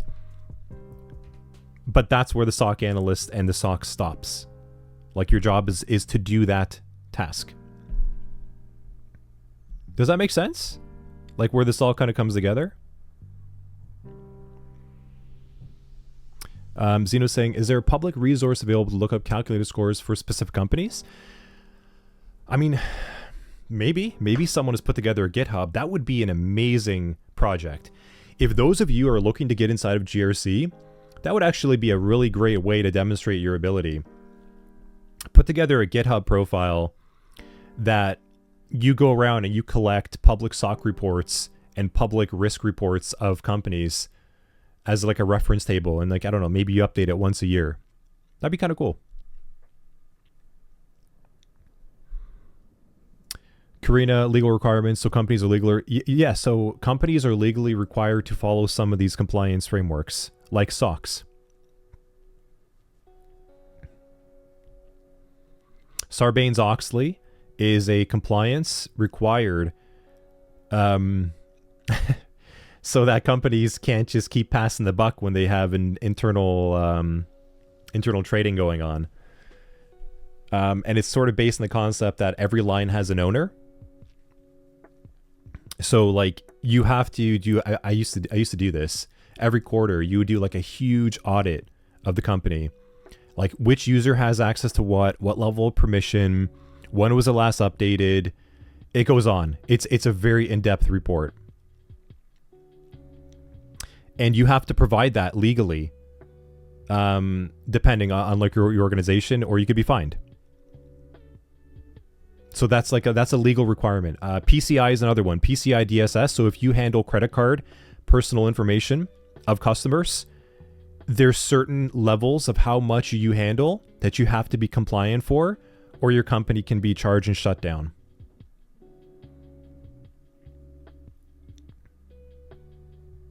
That's just how it is. So like when you're in GRC, you have to determine, one, what are the legal requirements we have to maintain and why? And then you have to communicate that. And then two, what are the industry best practices to improve our security program maturity? And then you have to communicate that. And then three, what are the security policies and frameworks out there that make us to be the most attractive bidders out there to get ourselves contracts or funding or investment, etc. And then part of one of those industry best practices, like the NIST CSF, is having SOC analysts to triage events that are happening. So you're a piece of the puzzle.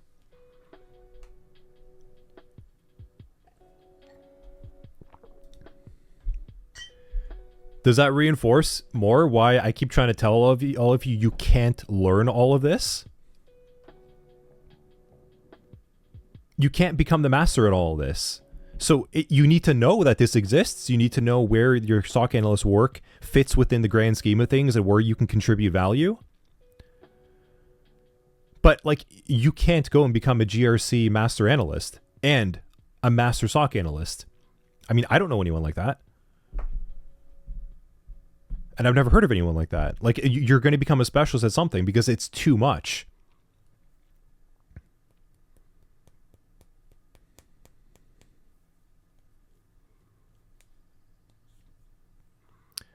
The rabbit hole keeps going deeper, doesn't it? There's a whole lot to do. So, when the amount of information causes a buffer overflow, yeah.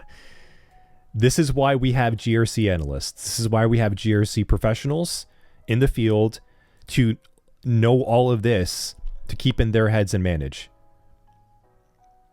And this is why we have you as SOC analysts, because we're going to be deviating from this very soon and going into the triage skill set to become very good at that.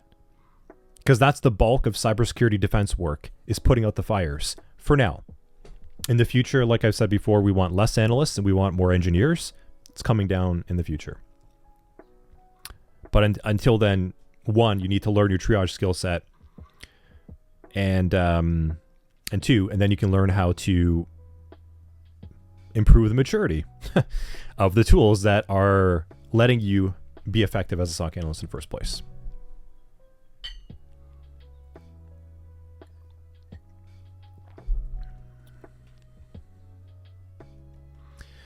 Beard, your mother owns small restaurant business would probably be a great project. Oh, that's awesome. Yeah, looking at PCI DSS. Yeah, really cool. Go and see if you can get involved helping her out with PCI. Like, go and evaluate. You have to do an SAQ, a self-assessment questionnaire. So you'll perform like a PCI SAQ to figure out like what tier she has to actually be involved in. And then from there, you'll do an audit based on the requirements of that tier. You can find that all online when you search in the PCI DSS standards. And then you can improve your security maturity. And that'd be great. That's good experience for you. I'm sure she'll appreciate that. You're going to learn a ton, and that's something you can transfer to companies that you work at as well. I like it.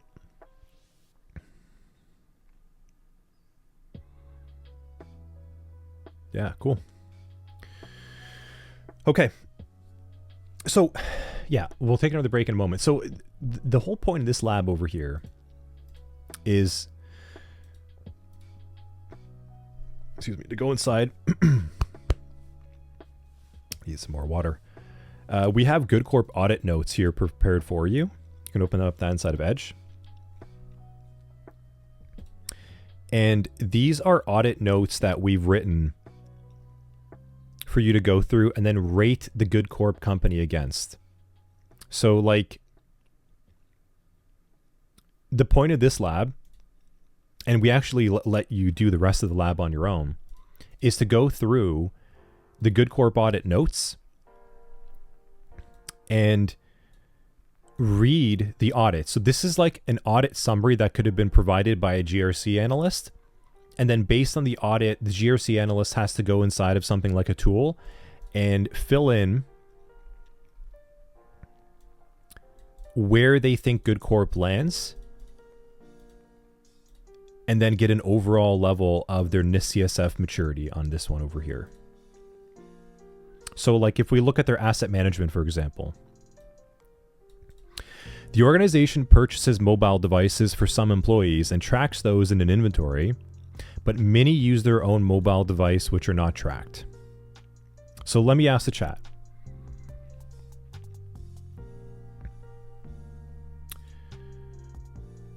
Well, actually, we'll go this one. This one might be a little bit easier as a first go. The second line, there is not a formal process for managing systems.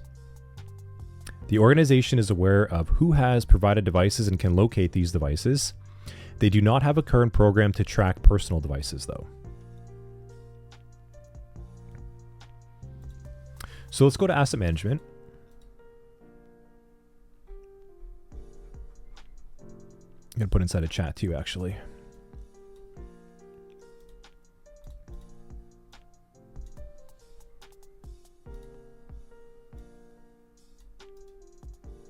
Let's hope this works.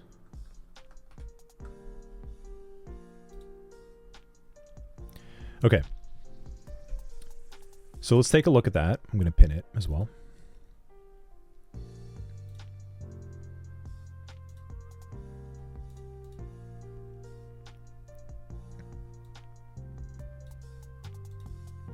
So based on the maturity levels, where do you think that would land?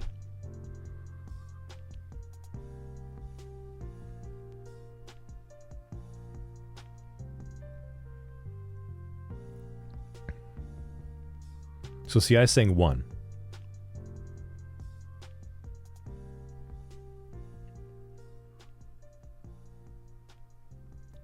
What level of policy? Yeah, 1.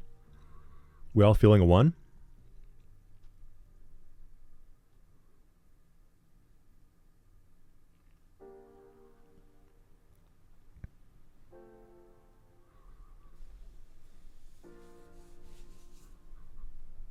Okay. So level 1 on policy maturity? Yeah. Yeah, okay. What about process? Where do we think we are with process maturity?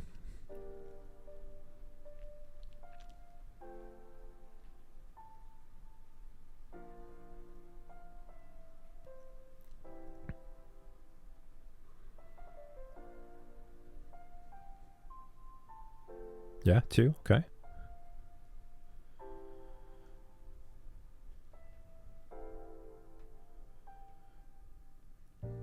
Ooh, we got a 3.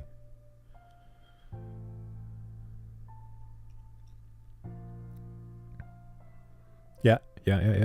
Okay.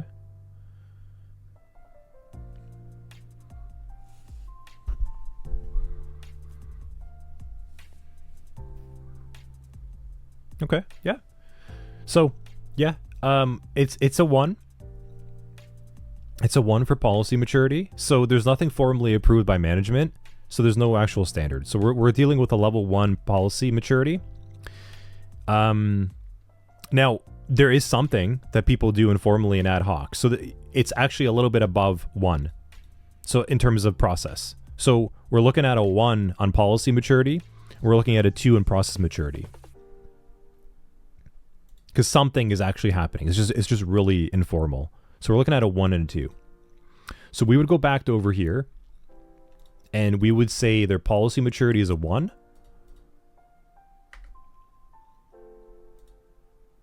Oh, no. No, I closed it. Whoops, sorry. Okay, so we're going to go back inside here, and we're going to say policy maturity is 1, and process maturity is 2. And then we're going to go back to the maturity level of our NIST CSF summary, and we can see that our asset management, now we're sitting at a 0.17 in policy, and our practice is 0.33. So let's just say like we kept doing that. Then our target score maybe shouldn't be 2. Maybe we should advise that our target score should be like just getting to a 1. Because you have to have realistic targets. So that's also part of GRC. It's like, okay, I think we're going to have to like bring our target down. Now, this may not be set by you. It might be told that the target is 2 and your job is just to provide the results, which may very well be. But this, you can see like what happens here. And then you would just go through the rest of the audit yourself. So like we'll take a look at some more and see what we have over here for another control. So NIST CSF core.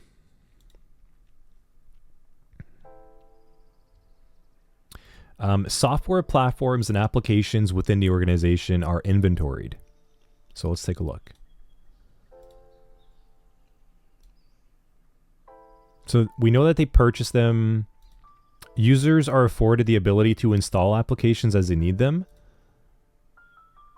They do track licenses, but does not have a comprehensive list of all approved software. Okay, so let's take a look at that.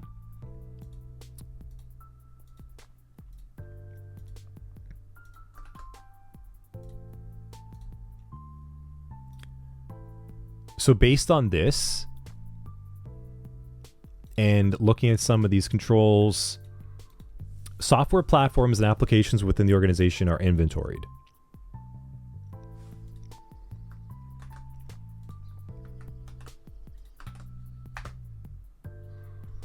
Let's go back to maturity now. Where do you think we sit for policy, and where do you think we sit for process?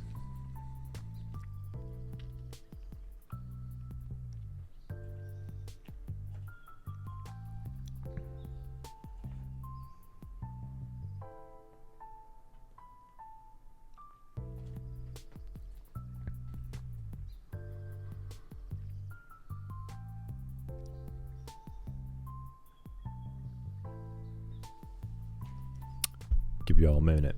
Take a look at that.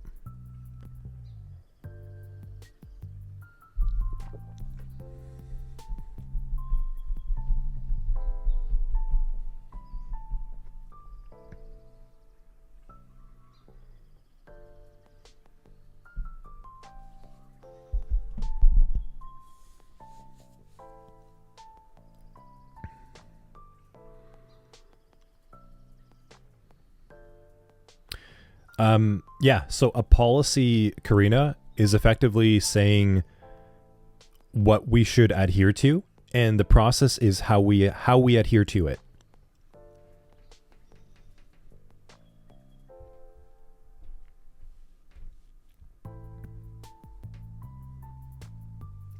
So 3 on policy.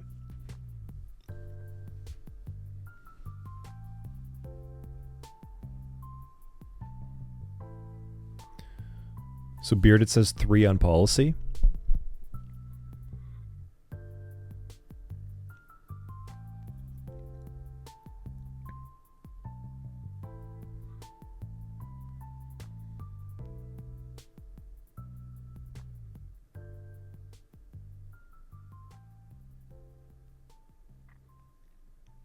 Yeah. So you'd say 3 as well too, Stephen? Process 3 as well, yeah.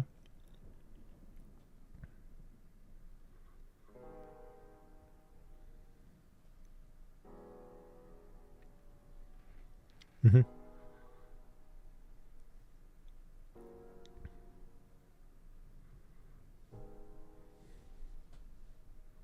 3 for both from CI as well. 2 for policy, 3 for process. Okay.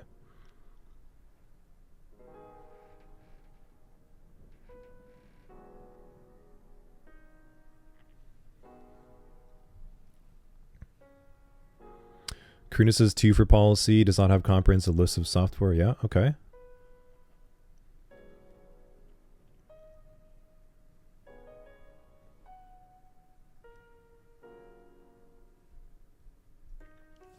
So Zeno's saying, would tracking be considered a formal policy? That sounds more like a process, right? Like, because remember, process is how you do it. Like, it's the action, the result of it. So the organization is tracking its licenses, but it doesn't have anything. It's not fully captured. It's not comprehensive.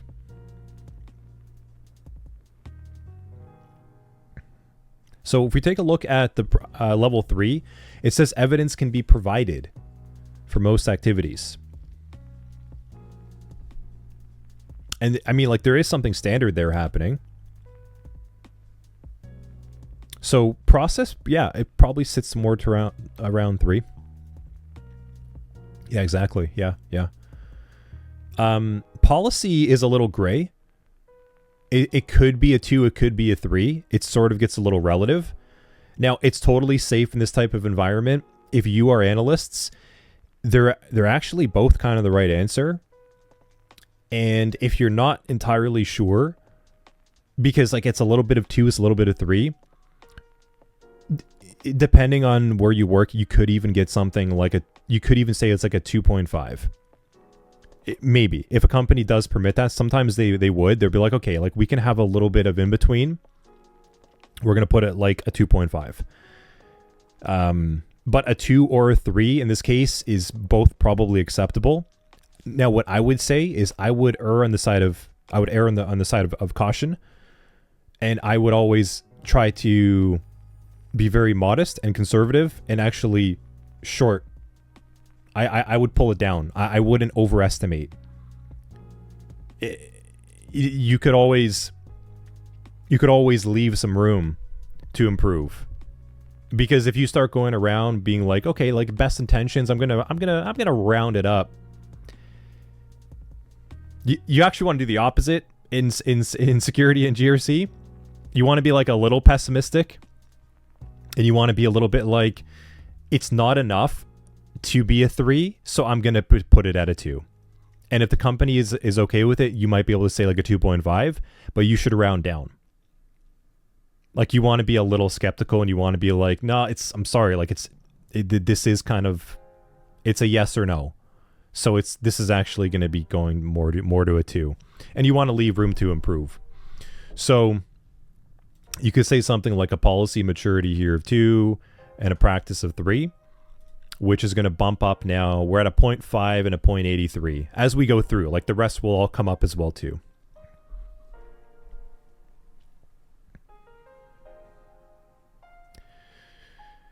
Abe's even more of a he's even more harder on them. Yeah, process still tier 1. Well, let's take a look. Policy or standard does not exist. Well, a policy it does exist. I mean, we don't know if it's been reviewed or not, but it does exist because they are tracking it. They are doing it. You could really grill it and be like, you know what? It's still not being reviewed. It's not repeatable. So I'm actually still going to keep you down at a 1. That's fine too. There's nothing wrong with being a bit of like a hard-nosed analyst in GRC and being like, no, I'm not letting you off the hook. It might be appreciated. It all depends, right? Like how you want to, and then throw a sorry to them at the end. Yeah, you're a 1. Sorry.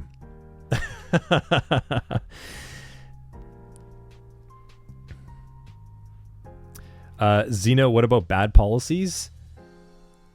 Yeah, I mean,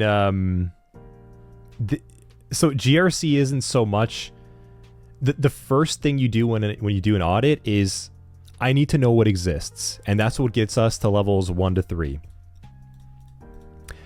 If you're asking about what are bad policies, well, I can tell you what a bad policy is. If you're at level 3, but you have you have exceptions that happen 70% of the time, you have really bad policies. It looks like you've all agreed on things. Like, all right, yeah, okay. We're going to track all of our assets, but then we're only going to audit it every 10 years. Like, or we're going to scan all the vulnerabilities in our network, but we're only going to report on like the mediums. Cause you know what? Like the high ones are like, we're never going to get to them. We're never going to get to the critical. It's too much work. We don't have the money. So I'm just going to report the mediums. Bad policies, right? Bad processes. You have them. They're repeatable. They're defined. But they're bad. So what gets you from bad to good to great is levels 3 to 5. Like, that's when you're tightening up your exceptions, tightening up your infractions. It gets like that needle, like it's tighter and tighter, and then you're just like threading the loop. So, Zeno, that's where you work. Yeah. Nice. Cool. And y'all think that GRC can be a little boring. Get out of here. It's pretty intense, like to think about, right? Like this is like you've really got to give it some thought.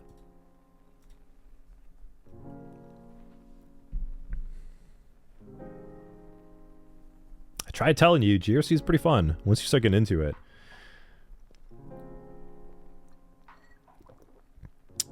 Yeah, I love GRC, Karina. Yeah, it's incredibly hard. It's actually really, really difficult to get right.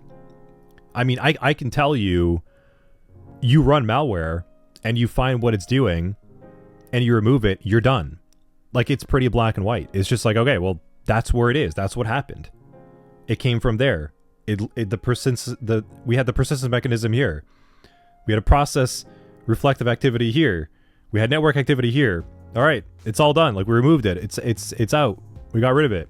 I can tell you where it came from. Now we can prevent it from happening. Like, we can block that. It's, in some ways, it's simpler. Like, the technical knowledge to get there and learn how to do that is very steep, but then the implementation and execution is just, it's just more and more exposure, and then you just see more things and you become more experienced and you're good.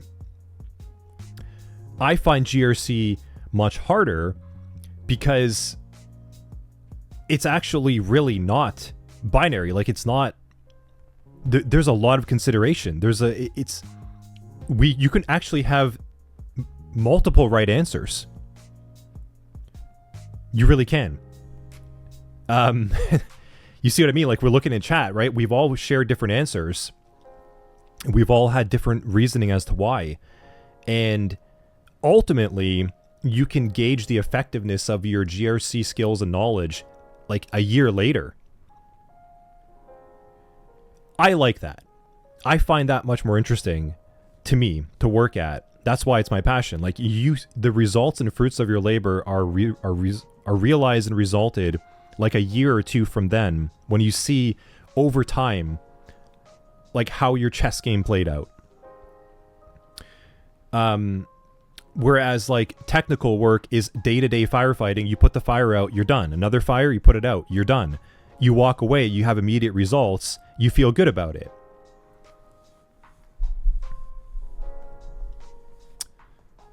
So it's different levels of interest. And that's why it's one of my passions, because like to me it's much more strategic, it's high level, it's thinking about like long-term planning and forecasting, and did you get it right? It's a lot of trend analysis and consideration, and a lot of communication. And I grew up playing a ton of strategy games, so that's probably why I have that interest. But you know, equally, if you have a passion for like immediate results and you see it right then and there, then like you're gonna love the SOC too. So like it really depends. Abe saying probably that's why AI could never replace a GRC role.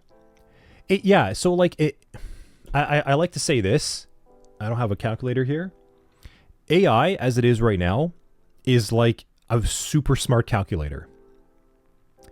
we don't do pen and paper math anymore as much, and we don't use the abacus as much anymore either, right? But you still need an accountant. You still need someone to use that tool. They're just so much more effective. AI, until we get true levels of like consciousness coming from an artificial intelligence that can think like how we're talking right now, with a lot of deductive reasoning, logic, separation, consideration, degrees of relativity, and flexible, without having to like train ourselves off of like a model every time, that's when AI is going to become quite valuable. But you're still going to have humans there to work and interact with it for a long time. But like one GRC analyst now who has AI that can help them read this, right? And it could help them come to some level of deductive reasoning, may mean that one GRC analyst with AI tools is more effective than 2 to 3 GRC analysts that didn't have it. That's what I mean. And that is where we're all going with technology, of course. That it has to go that way. That just makes the most logical sense, and probably for the best. So we can all do cool things, like we can all do other things, and we can all finally learn how to play guitar and drums like we wanted to in high school, right? So, Mira saying, especially pulling up business tech requirements and policies. Yeah, super helpful. Super, super helpful. Okay, good spot to stop. And that's really the end of. So the rest of that lab has you go through the Good Corp notes, and what you need to do is just fill out the rest of asset management, but give it your own flavor. That's really what the rest of it is. So you as students, and I mean, like honestly, you don't necessarily have to. If you're here and you're not interested in GRC and you're like, okay, I've got enough of it, then just move on. Like, wait till we get to the cryptography and stuff right after. Just like take it in and kind of move on. But for those of you that are interested, please actually complete the lab and go through it and give it your best shot. And I would love to see what you come up with inside of the SOC 100 student Discord chat. Go and share. Like, why do you think Good Corp was rated what it was with the rest of the policies? That'd be amazing to see.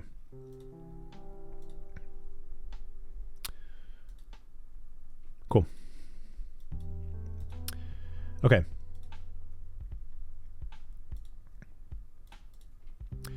We're going to do one more lab, and then we can move to cryptography. The next lab is actually technical implementation of GRC. We're going to look at the CIS benchmarks for Windows Server 2022, and we're going to actually just go through a benchmark tool together. Let's catch up.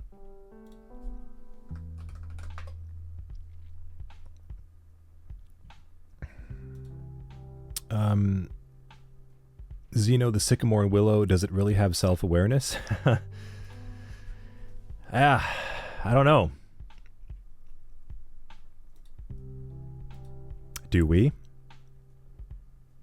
Do we really have self-awareness? Or are we just a large collection of vast neural inputs and stimulus that reacts and are trained on environments to do so within degrees of what is socially acceptable with some degree of personality? That's something to think about. Abe, that's nice. You agree with Ariel. Ariel says when the clean power plan came out in 2014, 2015, I had to come up with requirement based on it. Oh, 600 pages. Yeah. I think you would do pretty well in GRC, Ariel, then if you liked that.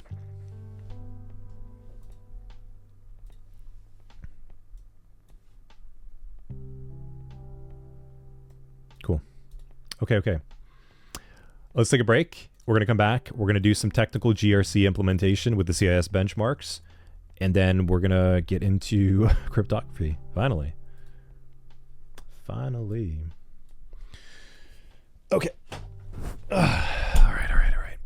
Let's fix posture. Slouching too much.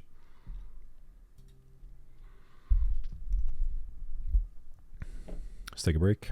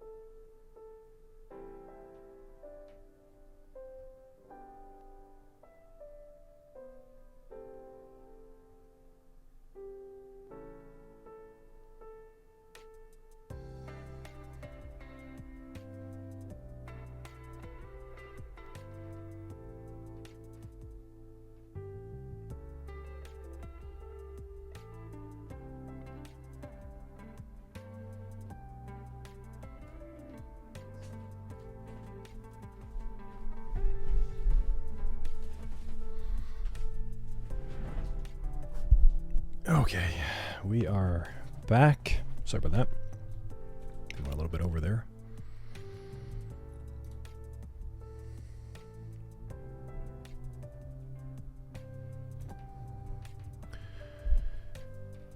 Okay.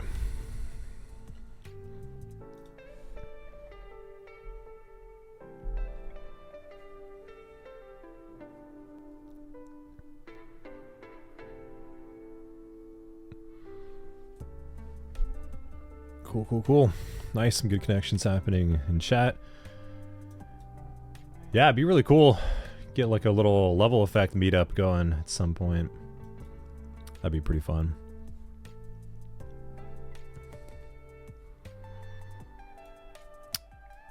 Alrighty. We're back. Let's jump into it.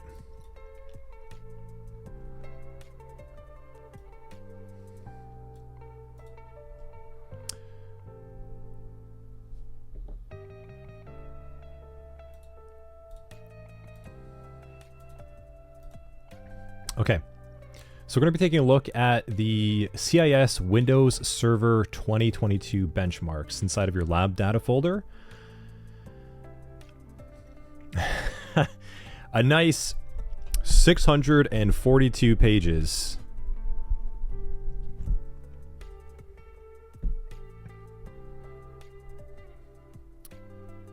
Y'all ready? Are you ready to go through 642 pages and implement the recommended best practice Windows Server 2022 benchmarks?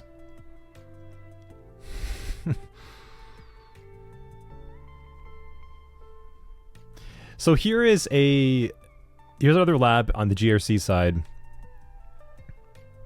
See, I was like, yeah, let's do this.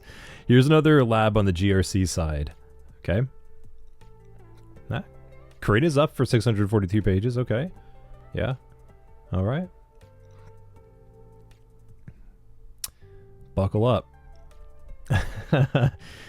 So yes, here's another lab on the GRC side of things where we have a industry best practice framework. And I think we talked about CIS a couple streams back, actually. But CIS, Center for Internet Security. So if we look at like CIS benchmarks,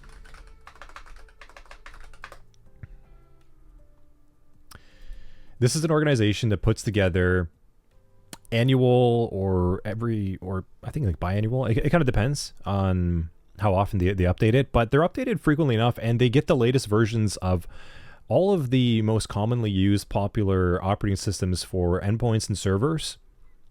And then what they do is they categorize and list what is a general baseline recommendation of hardening. That's what it's called. It's called hardening.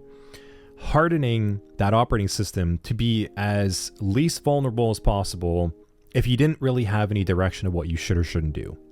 So if your team was lacking experience, if you don't have the experience and you're brand new, this is where something like this really comes in hand. You lean on a framework. So in this case, we have a framework for Windows Server 2022. And if you kind of scroll through it over here, you can see there's a list of initial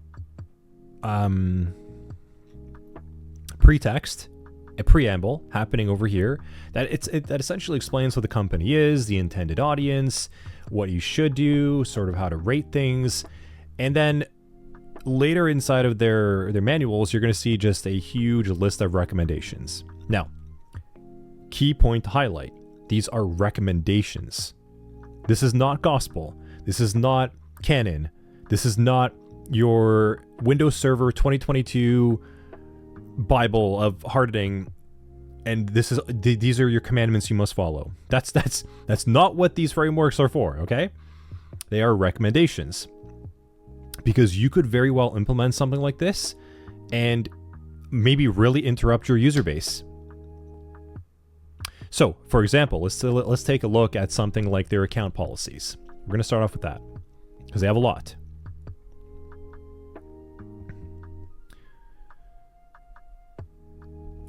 Go to page 25. Click that. Okay. So here's their first recommendation. Ensure enforced password history is set to 24 or more passwords. They gave you a description. So this is something that if you're not sure how to communicate or convey to an audience, you could just use their language and then paraphrase it to make it yours. So this policy setting determines the number of renewed, unique passwords that have to be associated with a user account before you can reuse an old password.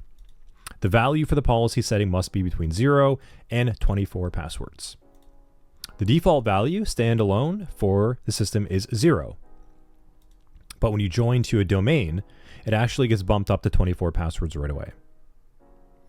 So to maintain the effectiveness of this policy setting, use the minimum password age setting to prevent users from repeatedly changing their password. It tells you a little bit more about like the notes and the rationale. So it's pretty cool because it actually like explains like why is this even a recommendation? So here you go. The longer a user uses the same password, the greater the chance that an attacker can determine the password through brute force attacks. So if you're looking for reasoning about why you should have this as a policy, here you go. It's right here. Also, any accounts that may have been compromised and will remain exploitable for as long as the password is left unchanged. So, if the password changes are required but password reuse is not prevented, or if users continue to reuse a small number of passwords, the effectiveness of a good password policy is greatly reduced. Pretty cool. So we have some context, we have some rationale we can provide for buy-in. Let's take a look at impact.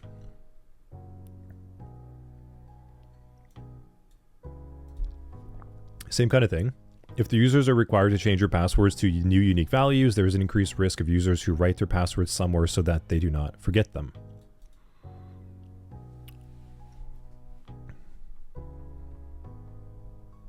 So it actually even tells you like how it could go wrong. Now, it tells you where to actually also implement the control, which is super handy. So you don't have to guess and read Microsoft documentation.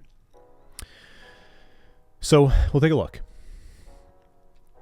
Navigate to the UI path articulated in the remediation section. Yep. So this is how you would actually audit it as well. So remember AAA and part of GRC is also auditing. So governance, risk, compliance. Compliance is, are you actually doing it? And also, are you adhering to it? So it's saying over here, if I zoom in,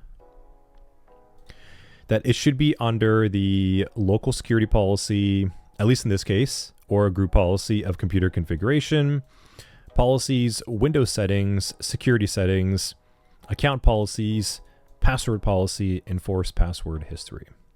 So let's take a look. This by default is not a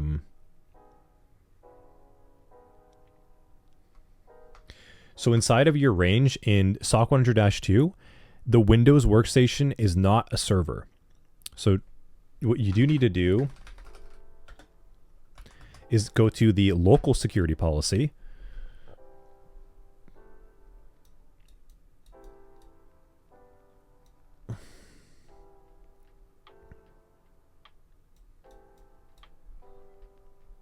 I wonder if this is actually going to be a little bit easier over here.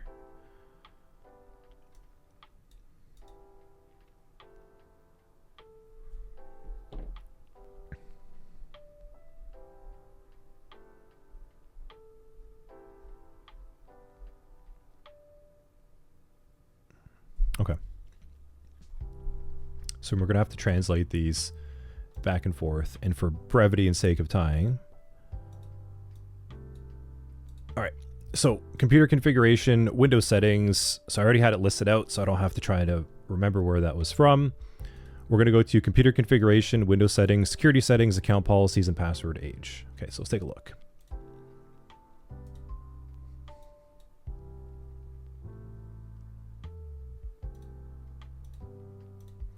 Password policy, that is nothing anywhere near where that was. I might have to update that lab, huh? Let's take a look.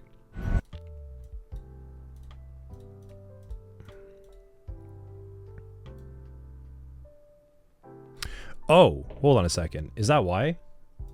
My mistake.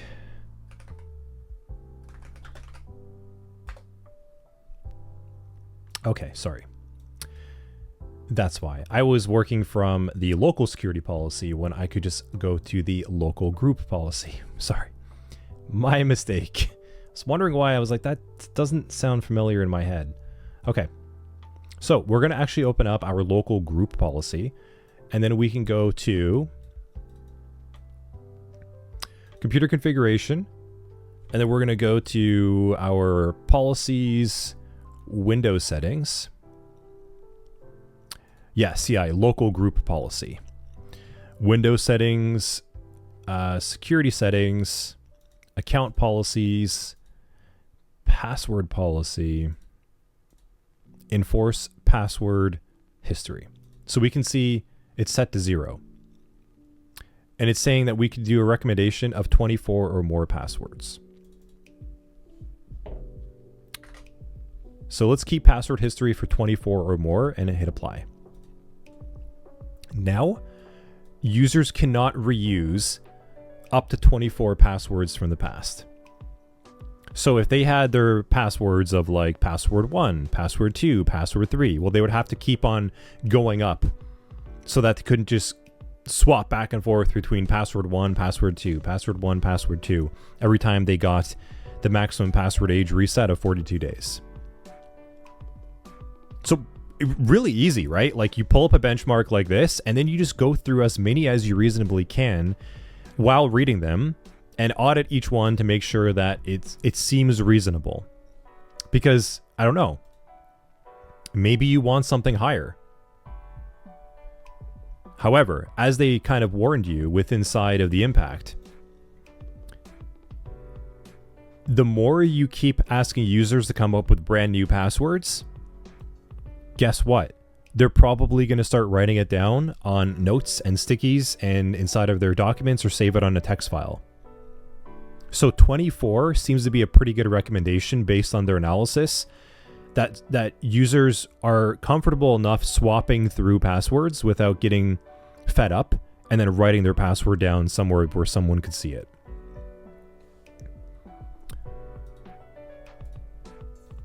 So then we're done. That's one policy. That took more than a minute, but let's keep going. Okay, ensure maximum password age is set to 365 or fewer days, but not 0. Computer configuration, same place, account password policy. So let's go to maximum password age. Cool, all right, not 0. It says default value is 42 days. So that's probably fine. We're good with this. Press OK. Maybe we could actually, if we wanted, maybe we want our users to change their password every month. So let's put it at like 30 days. Nice, right? Okay, cool. At least it's greater than 0. All right, let's keep going. Next, we got 642 to go. Okay, ensure minimum password age is set to 1 or more days. A minimum password age should be 1 or more. Users may have favorite passwords that likely to use. Unfortunately, passwords are compromised. To address password reuse, a combination of security settings is required.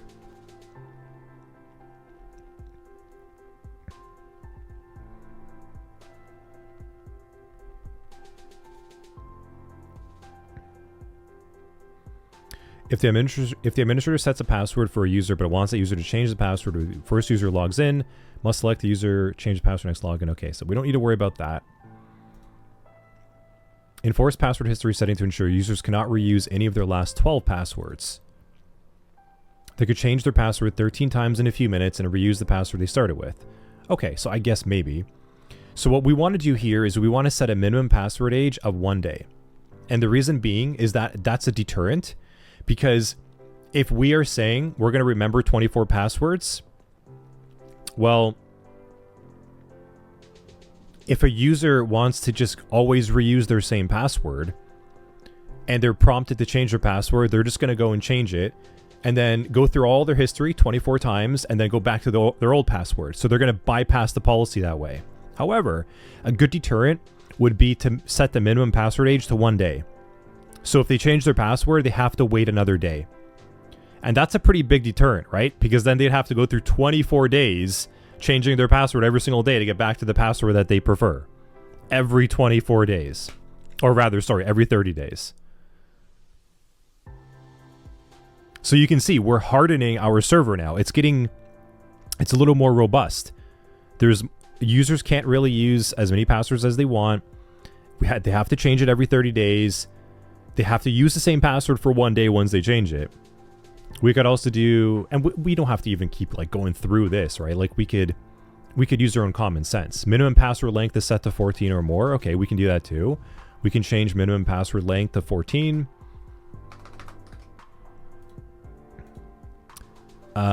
Password must meet complexity requirements, etc.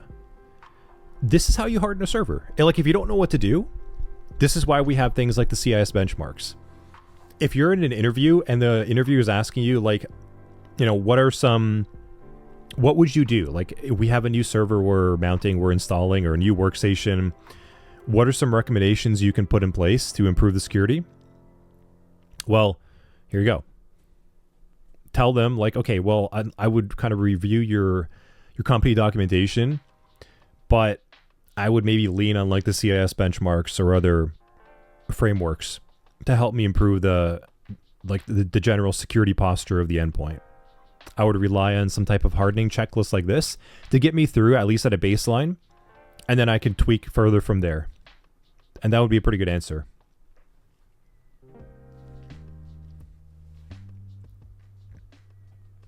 Make sense? So like when you're building your home lab, why don't you try to apply some of the CIS benchmarks to your home lab? And then you can put that on your resume.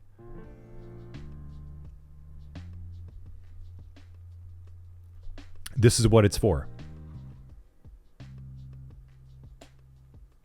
And now you can probably ask even better questions, like inside of Discord, and be like, does anyone have any experience working with the CIS benchmarks? Do you have any recommendations of like the top 25 that you think are good, or like the top 10? Maybe some that didn't work, and maybe you can just Google that too.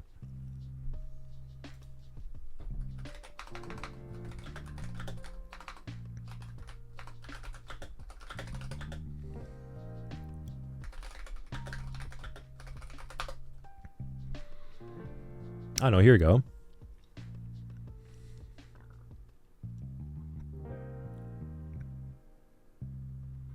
Looks like there's a bunch of people talking about it in the sysadmin Reddit. 20 comments inside here. Even better, like here's a pretty good tool for you. Something called Hardening Kitty.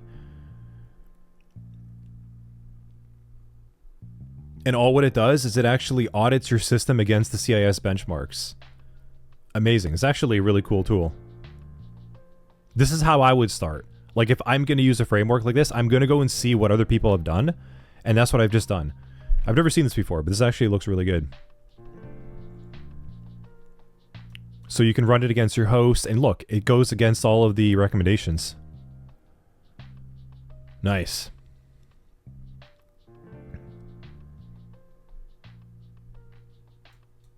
Invoke Hardening Kitty. You can audit it. You can filter. This is really cool. I'm going to share this with everyone.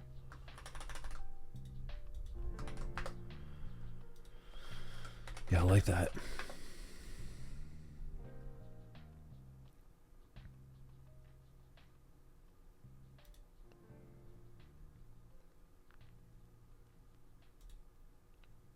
Whoa, what just happened to my... There it goes. Okay. RTSR Ping Castle. I haven't used that either, but that sounds interesting.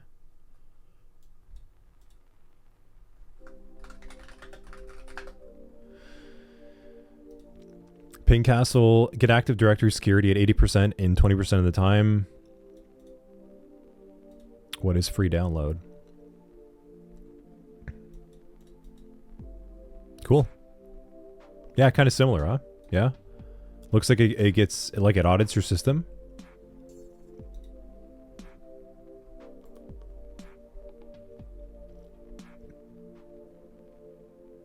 Nice. Very cool. So 2 tools for you. There are more, but that's how you would want to go and approach it.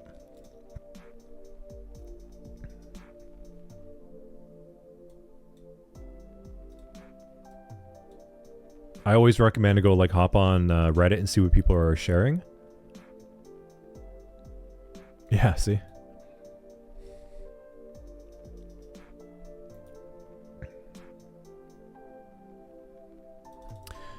CIS, benchmark, automation, Reddit.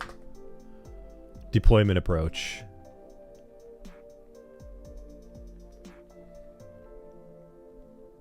Cool, yeah. Or CIS benchmark, script.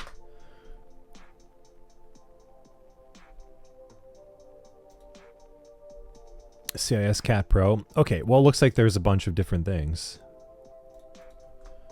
Deploy script. Open Intune baseline. Here you go. Nice. So Abe, sometimes you've seen that when you change your password, a new password is almost close to, yeah. Yeah. Well, time to find out which policies you can set and you can do that. That'd be interesting. Maybe do some research and let us know. Drop inside of a Discord what you find to set up that policy.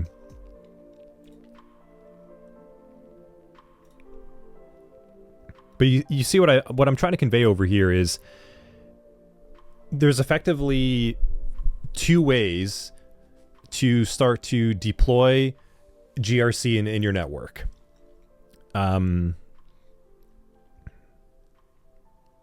You lean on a framework, or you figure it out yourself. That's really it. Please lean on a framework. Go and try and see what other people have done and failed with, and don't reinvent the wheel.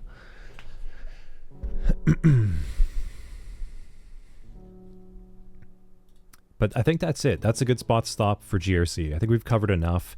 I think we've really conveyed the importance, the understanding, and meaning of it, and how it's pertinent and relative to you in the SOC, and where your role fits in, and how you can improve it. And at least at this point now, you have something to start with.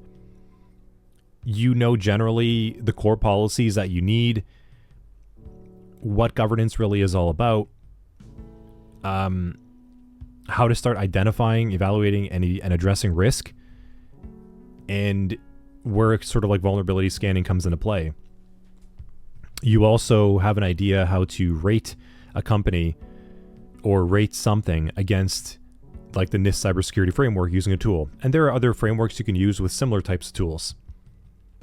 And finally, if you don't know where to really start with anything, at least you have some type of server hardening guides from like the CIS benchmarks to really start you off. But that's a wrap for GRC, because you could make a whole course about this.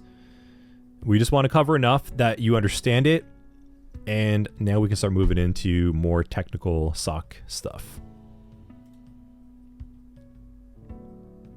Sound good? What do y'all think?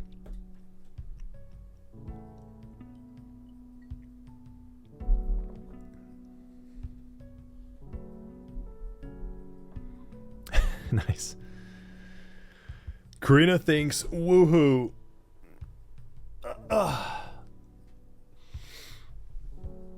Zeno says, great.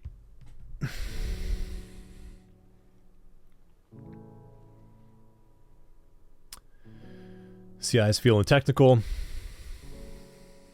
Alrighty.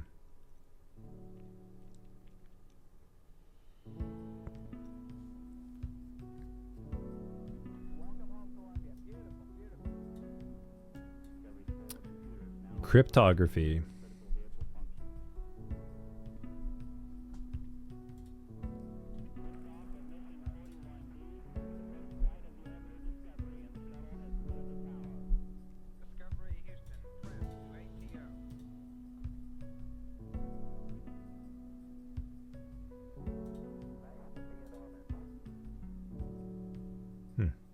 iPad seems to be out of sync.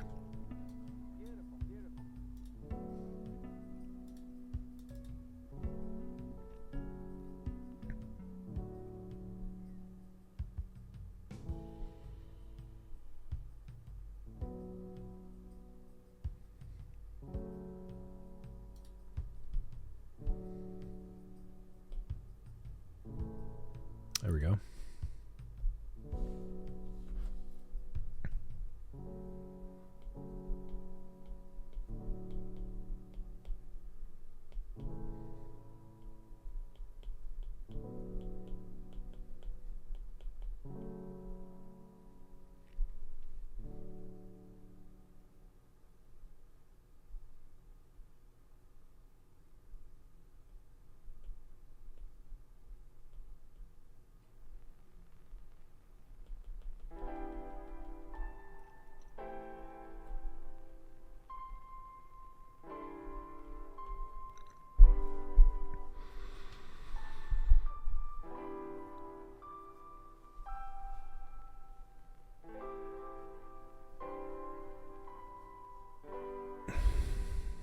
CI, you're locked out of that section. You got a -2. Really? Just refresh? What's going on? I thought I removed that. Isn't it gone? Just refresh your page. Have a if you replace English friend or password with Hindi or Hebrew, send them a password. That's pretty cool. So it actually sort of remembers it, huh? Nice. Cryptography, yes. A lot of rabbit holes. All right. All right.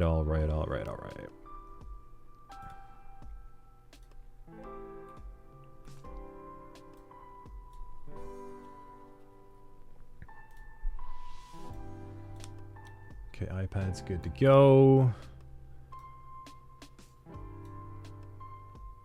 What is this? There's like another... What's going on with the stream?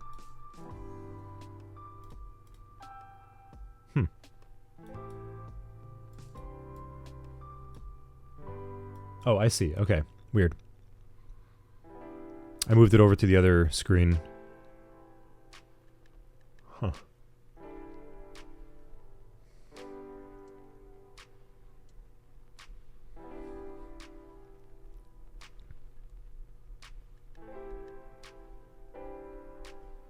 Yeah. All right.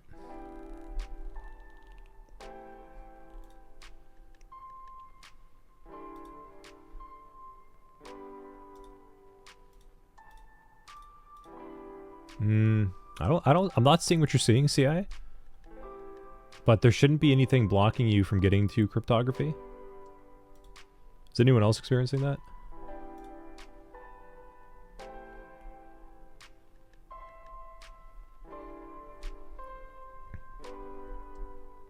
You should have your challenge. You should have a module quiz. I don't know. Maybe there's something over above that you didn't complete. I don't think anything's gated. They're all locked on SOC100-2? What?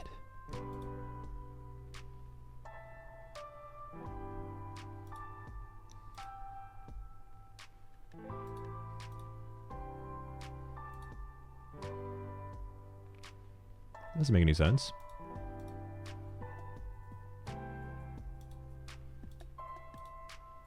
Like you... Wait, they're all locked in cryptography? Okay, refresh your browser.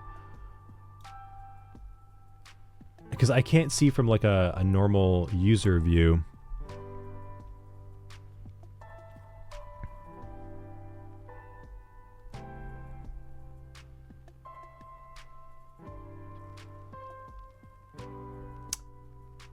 Huh. Let's see if there... Do I have anything that's gated? I don't think so. Well, yeah, I mean, you have to... Oh! Yeah, the quiz is gated still. That's... Okay, that's why. That shouldn't have been gated. Sorry about that. That's why. Okay. Alright. Now, so Cyber Saiyan, I guess you did the quiz. That's why. Do a refresh now. And then maybe, is cybersecurity also gated? No, that's not gated. All good now? Yeah, it was probably just...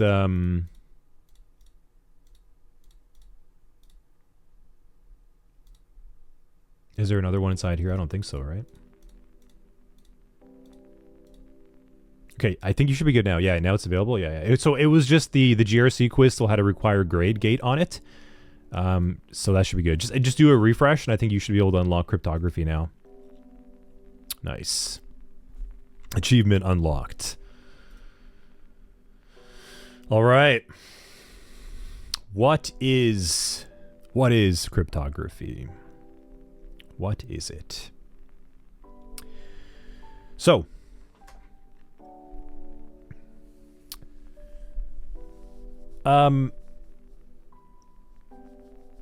cryptography is really just, I would say it's like an art. It's this, well, it's a science and art, I should say, because there is a degree of like elegance to it. But it's the science and art of transforming something readable or discernible, and text in this case, what we're going to be dealing with, but it could be images too. But it's the art and science of translating and transforming, I should say. Transforming text into unreadable text. Like if you really want to simplify it. So what we have are these sort of like these two concepts. Make sure you can see the screen. Yeah, okay, good. So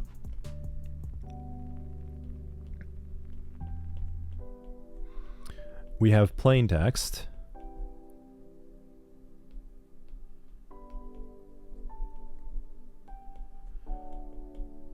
Right? And then we have ciphertext.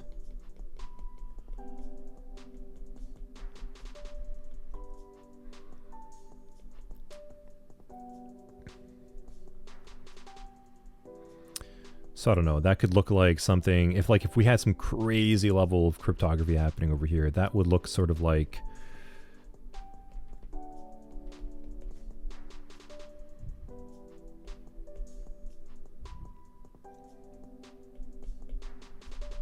it's just like there's no way you're going to be able to deal with it afterwards. And it's the way that it works is you first have to consider plain text to be values. They have to have a value to them. And what you do is you apply the value or the numerical reference of the value, or however the system is understanding it. And to give you an example, what I mean, when you and I are reading like A, B, C, D, our brain has stored that. It hasn't stored, like, we're not seeing A and our brain is like, it's not like storing A. That's not how it works. It's not storing like B either. Like our brain would sort of look at the image of like A, for example, and I might understand something more like this, I should say. Like our brain would probably look at some sort of like, it would encode it in a memory to understand that it sort of, right? Like those just got like darker for some reason. 1 second. Oh, I was covering the camera, that's why. Okay. So like when we look at the letter, like for example, our brain would be like, okay, those are corners. Those are like little dots. And then there's a long line. There's 2 long lines. So like we'll remember that as like these dashed things. And then there are short lines within it. So those would have to be remembered differently. And that's just for space. Because like take a look at the world all around you, right? Like that's so much to remember. You can't remember all of that. So your brain will recall and remember these images in a way that we're not visually seeing it like this. It's a lot of signals going back and forth. So the first step is you have to understand that text and images can be stored and recalled as like a value of something, a representation of it. And remember first when we first started talking about, when we first started to study on the computer operating system side, we talked about like how everything is just a representation of zeros and ones. Remember, like when I'm typing onto the computer right now, when I'm writing, yes, I might be hitting keystrokes, but it's interpreted as digital signals of zeros and ones, which is then rendered from the kernel through different drivers up to the monitor to us, right? That's an important concept to sort of preface this with, because those are values. They're finite values. Now, what cryptography aims to do is take that numerical representation, that value of whatever the text might be, and then run that value through a mathematical formula. And the output of it becomes what's called ciphertext, because it has been changed, it has been processed and rotated or shifted. And that process is when something is essentially becoming ciphered. And it's in its most common forms. You know, when you were growing up in school, you probably had like a hidden alphabet or like a hidden language. I mean, it was kind of common, at least in like in my generation. I don't know how much nowadays, but you know, like kids would come up with like code, like, you know, like you would say things in code so that the teacher or the grown-ups didn't hear, right? Like you came up with your own like little languages. And all what you really did is like you rotated the letter or something, right? Same kind of concept. And that's what you're doing, right? Like you're rotating or shifting or changing the position of the thing into a way that is not discernible or readable unless you have the formula, unless you know how it was changed or altered. And that's the basis of cryptography, is to break something down from its visually understandable state into a representable value of itself. And then once you have a value, you now have math. And you can put that value through a mathematical formula, and out the other end comes a shifted, changed, altered value that is no longer readable, but it is still actually a representation of the original thing. It's just been altered so difficultly, in such a complex manner that we can't interpret it. And that's what cryptography is trying to do. And we do this to achieve a couple things. We do this to achieve confidentiality, right?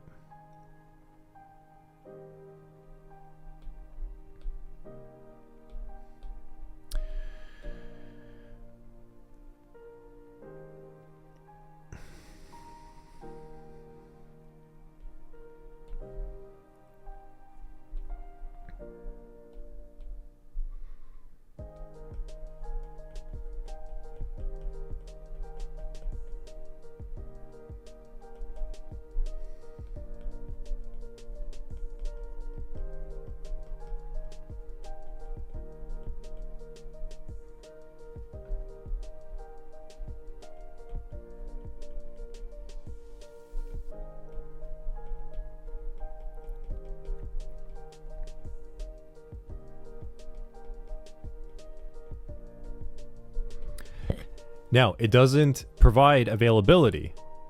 I'll stop there. What do you think else it provides? Yeah, so CI had the coding as well too.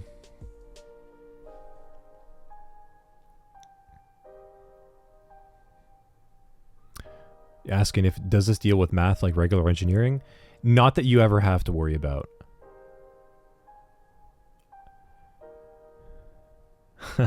It's not authentication.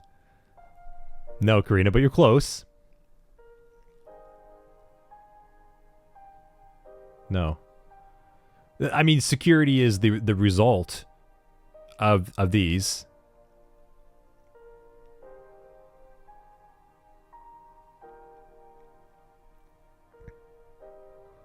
It's not authentication.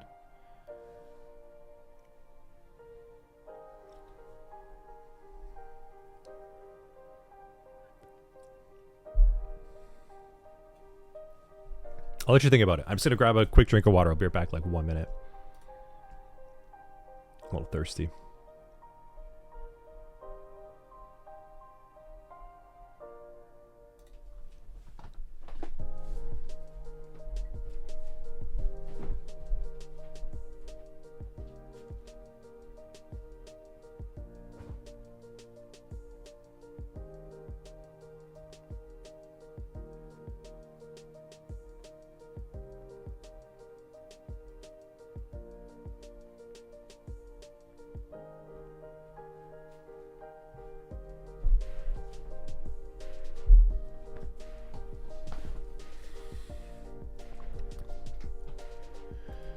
Okay. Sorry about that. It's real thirsty. A lot of talking today. Okay.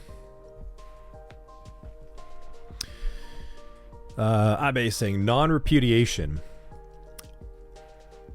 I mean, that's also sort of like a byproduct that comes with it. That's like that's a component of security, like how secure something is if non-repudiation is involved.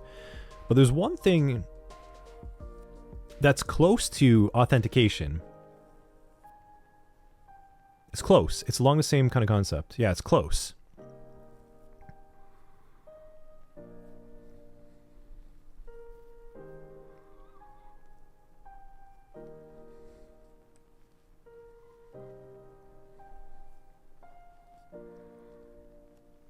Nope, it's not CIA either. Availability.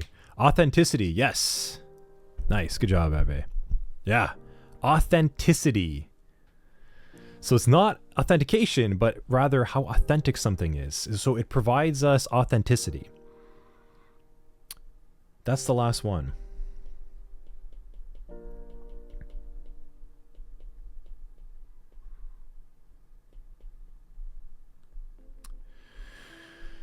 So it's a pretty important pillar of what we're trying to do, right? Like confidentiality is, it's preventing unauthorized access to information, as we know. Integrity is making sure that data isn't altered or corrupted, so we can trust it. And it doesn't have to be intentional. That could be accidental. And then authenticity is that we can also verify identity. And that's what encryption and cryptography is actually going to allow us to be able to achieve. Is that it's not just the data arrived safely, which is the integrity component, and it's not that it's also preventing unauthorized access, which is the confidentiality component, but that we can also confirm it came from the right person. Or rather, it came from who we think it did. That's what authenticity is.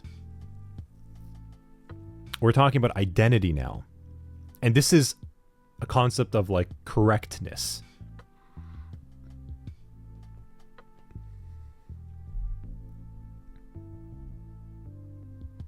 Now, all these three things play in part when we're accessing the internet, when we're sending email, when we're going to websites, etc. All of it. If we didn't have cryptography, we wouldn't have the world. So, you know, like with all things, when we start breaking into this, we always like to talk a little bit about like the history and why.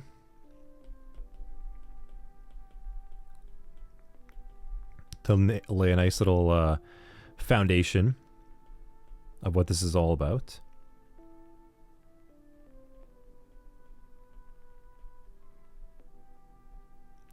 That was supposed to be a book. It turned out really badly. So, thanks, Abe. Everything was powerful up until I got to that book, wasn't it? It's not even a book. I don't know what that is. That's like HAL. That's HAL 9000 Space Odyssey looking at you with like the red eye. That's what that is. Okay.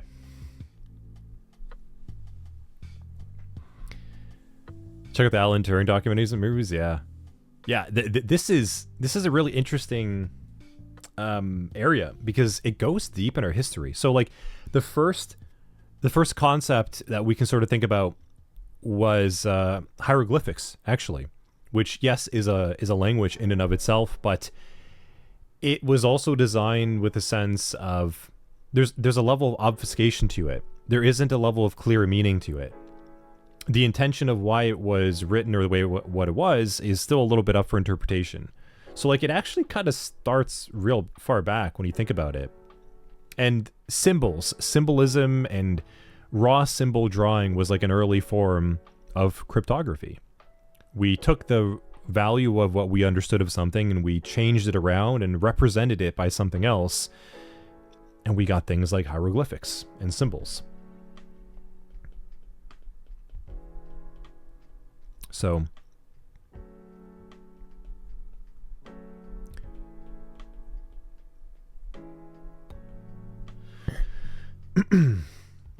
then we started to get these things kind of like, and I'm obviously not going to capture all of history here, but we started to get into this age now of ciphers.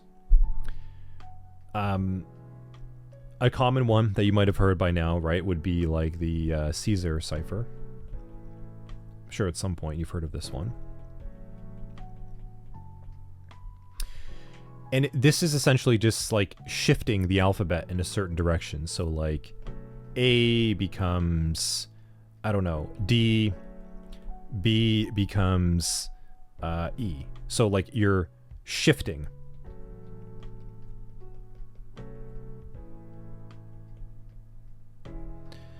And that creates an output that is difficult to understand and know unless you had the key, unless you knew that it was shifted by 3 characters in this case. And then there's things like ROT13 you've heard as well too. ROT13 is another one, right? It's shifted 13 values, things like that. That's like the most simple type of cipher that started to occur as well too. And then we had more complex ciphers that started to occur. We had the Vienier.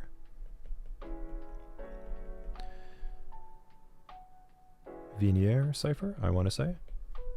If I can even say that correctly. And we started to be introduced to these ciphers that would shift letters in maybe like patterns or having a little bit of math applied to them. And I can't really remember exactly how the Vienier cipher sort of worked, but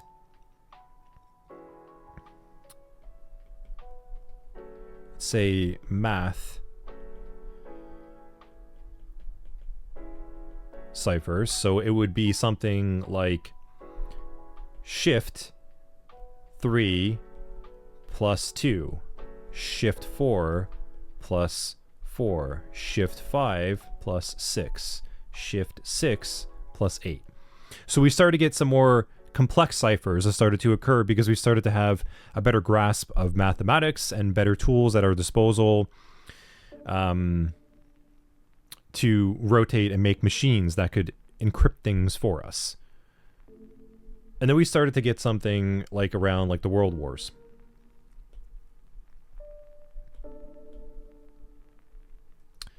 And there's one of the more famous one, the Enigma machine, which reference over there in chat. And it's interesting stuff. And that's kind of where I really want to check out more on the Alan Turing side of things. But you can see that breaking the Enigma machine that the Germans had invented really had a drastic impact on the war. And even in today's world now, breaking encryption is a very sought after, or I wouldn't rather say breaking, but perhaps finding flaws in it enough that you could perhaps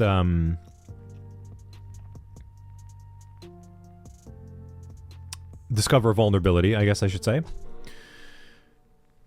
is a really sought after act. And there are threat actors all around the world that are trying to find different ways to break or find flaws in encryption methods that we have today. And I mean it, like, this is such a big deal, because if we didn't have encryption, we would not have the internet today. Like, we talked about this early on the history of the, like, with the whole ARPANET, how things sort of began, and how quickly people were able to sort of, like, eavesdrop, and, like, HTTP traffic was just out in the wild. Anyone could kind of sniff anyone's traffic and get their credentials. Until we started to get a handle on encryption at a digital level, there was a bit of like a stalemate in how fast we could actually grow with technology. And then a lot of things changed. All of a sudden, HTTPS was everywhere. We started to have more robust technology to be able, and faster internet speeds and network speeds to be able to handle cryptographic exchanges. And we came up with some of these modern concepts, some like the more modern era now.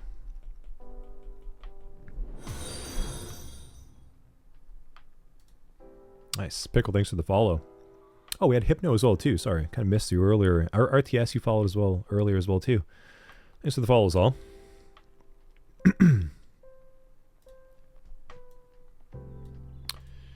So, modern. We started to get things like DES, AES, public key cryptography. So I should say, actually, sorry, symmetric and asymmetric.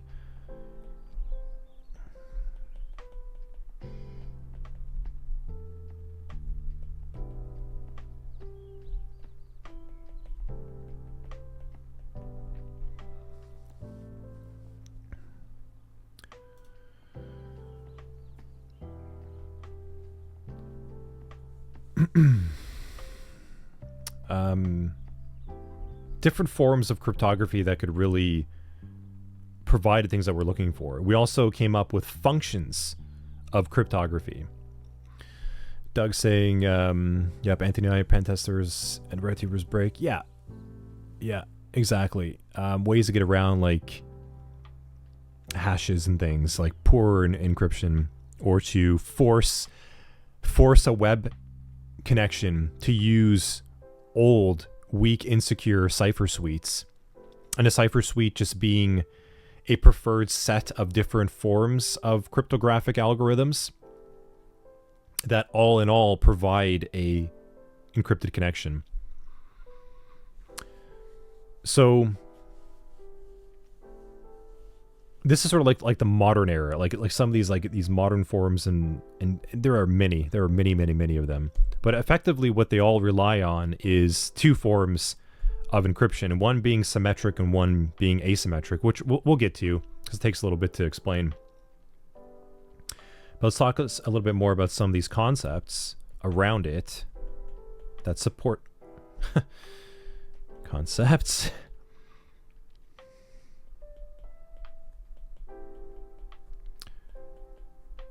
Cryptographic concepts. So, encryption itself, just to kind of recap, plain text,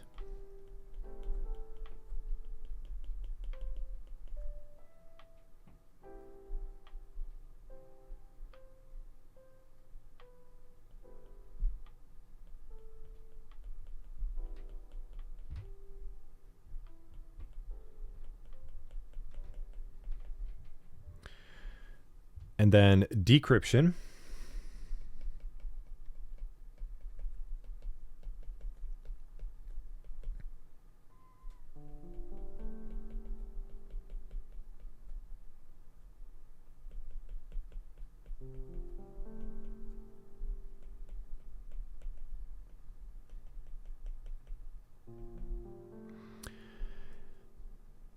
then we have a couple other terms. We have hashing and then digital signatures.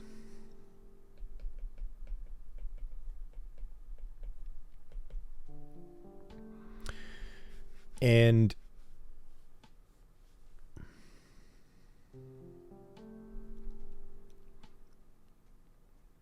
I should say,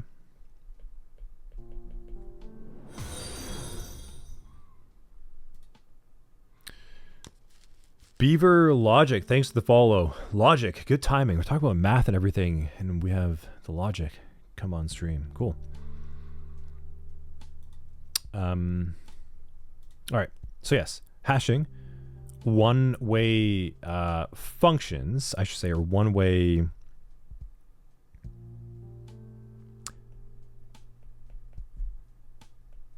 calculations.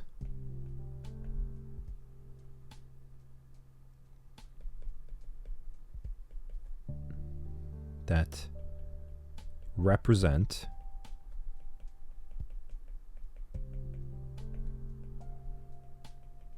the data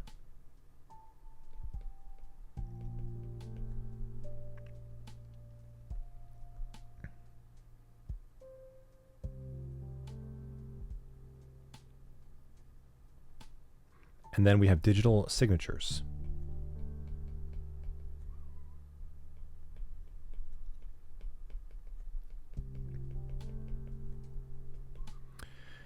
And what these do, thanks, crash stream, Beaver. Good timing. Welcome, by the way. Thanks for coming on the stream. And then, so digital signatures is the third arm of what we talked about up above. So we have confidentiality and integrity really at this point, but we haven't really been able to talk about is authenticity. And this is where we get the authenticity.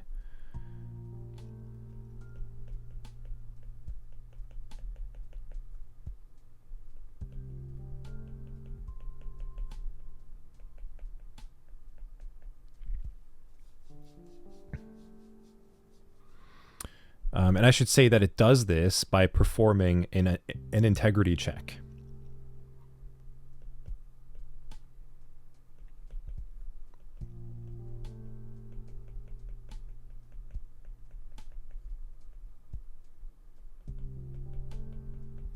We'll dive into that a little bit soon. So how do these things all really function? And like I said, it kind of all comes back to the concepts of symmetric and asymmetric cryptography. And we're going to break it up a little bit more. Hopefully, I don't know if we can actually get through that today. We might be able to, I think. We'll see. People are just asking, can we ask Jesus for his digital signature?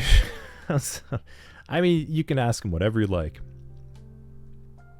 By all means, you can ask him right now.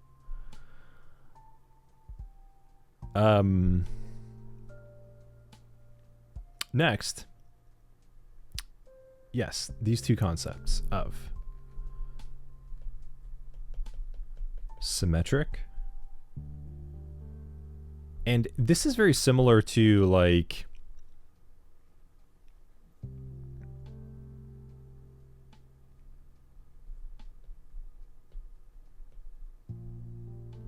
think of like a big chest that has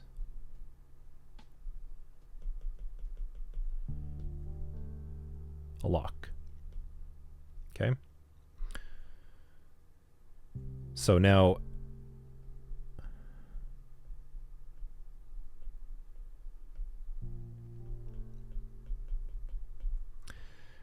data can go inside of it, and it is locked.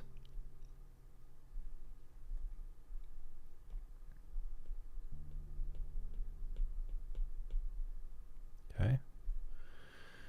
And also unlocked with the same key.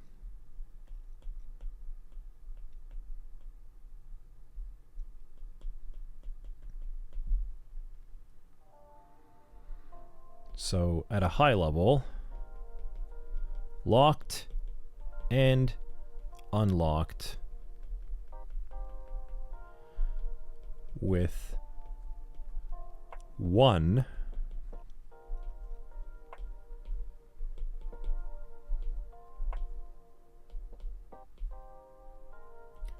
key. And I should also say, to really highlight that,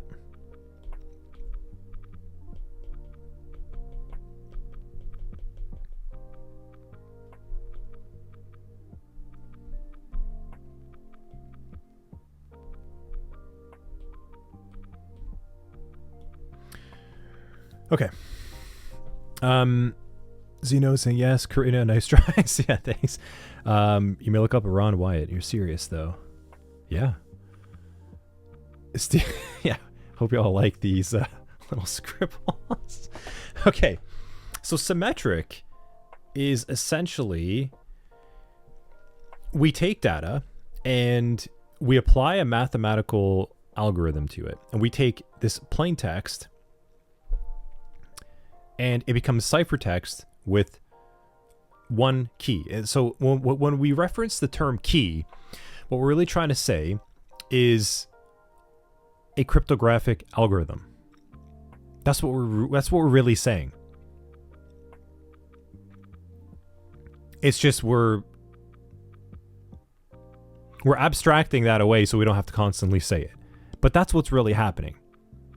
Is you put this data through the cryptographic algorithm, and the original value for what it was, like I said, kind of way back up here, the original value for what we thought A was is first broken down into a numerical or some type of value that can then be worked with through a mathematical formula. The output is then going to be very, very undiscernible. Like you won't be able to read it. You can't, it's not the same thing anymore. But it's still a representation of what it was. It's just been changed around so much that we can't visually discern what it is. And that is handled by the cryptographic algorithm. And a symmetric cryptographic algorithm means that you're using an algorithm that you can put the data through that becomes, so you put plain text through it, you get ciphertext out. You then use the same formula, sort of in reverse, and you take that ciphertext, you put it through it again, and as long as you had the formula with whatever was the secret value that worked with it, then the same plain text value will come out. 100% integrity. So it is the same data that went in, the same data comes out. You have to have that. And if you don't, then you actually don't have a cryptographic algorithm, because any algorithm could do it. Like we could take any algorithm and you can run numbers through it and something will come out. What makes it a cryptographic algorithm is that it has to achieve these three things. It has to achieve confidentiality, it has to achieve integrity, and it has to achieve authenticity. It has to be able to provide that. So the integrity component is quite huge.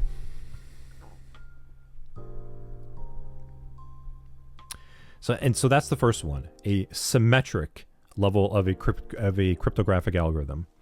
So Beaver Logic saying, is there a difference between encryption plus encryption and compression and decompression? Yeah, I mean, compression and decompression are sort of like reflective traits or properties of the encryption and decryption sequence. So an arguably good encryption, maybe like a good cryptographic algorithm, would have low compression and therefore low decompression, meaning that the size of the data going through it is relatively small, so it puts very low load on the process that is related to handling that cryptographic algorithm. And that's what symmetric encryption is, because this is simple, right? Like when you look at this visually, this is a simple concept.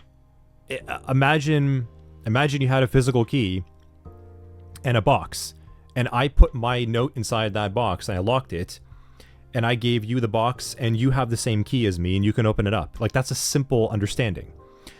That is reflective also in the cryptographic algorithm in terms of the load it takes on the system. The CPU, the RAM, the network traffic, all of that it's a simpler process to handle. However, Sorry,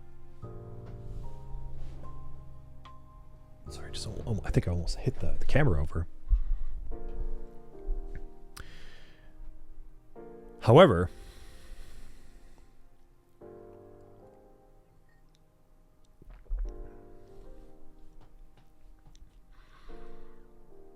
kind of lost my train of thought over there. I thought I kicked the camera over there. Sorry. But yes. So when you run the data through the cryptographic algorithm, the compression factor, it's a property of how good or maybe how effective it might be. And how effective it is really is relative to the situation at hand. Like if you don't care and you have a symmetric cryptographic algorithm that takes a long time to create ciphertext, and you don't care about that, but as a result, it is very difficult to maybe crack or break that ciphertext output, then maybe that's a good cryptographic algorithm for that use case. So compression and decompression are just going to become properties of whatever that process is.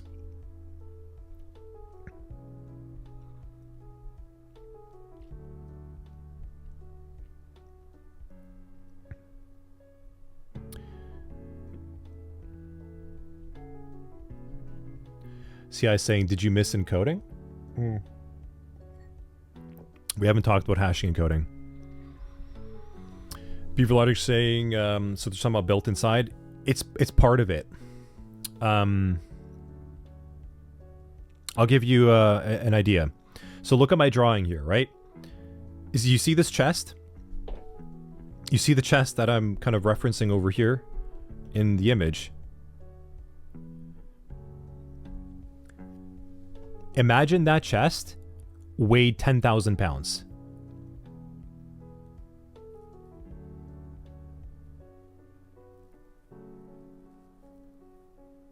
That's what a compression property could be like with a cryptographic algorithm. Now, this chest could weigh 10 pounds, and it's therefore easier to move from my place to your place. But it's also easier for someone to take that box and run away. So it's a little less secure in that regard. But it's more optimal for certain things if I need to move it around. But if I take this chest and it weighs 10,000 pounds, it's going to be really hard to move. So it actually doesn't have really good compression. However, it's going to be really secure, because that's a lot harder for someone to just show up and take a 10,000 box with the data that I locked inside of it. Cryptographic algorithms are similar in nature. It's an intended design of the I guess I should say, the mathematical change that happens as the plain text goes through the algorithm. As it comes out, part of the formula will be designed in some way to handle, do we want large encryption? Do we want a high level of compression, or do we want a low level of compression? Like, do we not care? For example, if I took the letter A and I wanted to encrypt it, and then the output was like 50 lines long, that's just part of how it was designed. That's something to consider. Now, compression is something that's going to be happening through essentially any digital process. As data is being sent, a level of compression has to happen. And so that's what Doug's kind of talking about there, is think about it like a tunnel as data starts to move. So when the formula itself, we can decide, do we want like a small tunnel? Do we want a big tunnel? And then how large is the data that has to go through that tunnel? Maybe we want to design a tunnel small and we have a very large object. So getting it through is going to take some time, because you have to pack it, you have to squish it, you have to change it around, you have to shape it. And that's, again, just all designed by properties. And then you have a loss as well, too, that happens. That happens at times. And that's something you can't really totally control. There's errors and accounts for those things, which we learned with like TCP connections to ensure that we have the same, we're receiving the expected packet containing the data. Does that kind of help answer that? I think that's important to maybe stop and highlight. I see.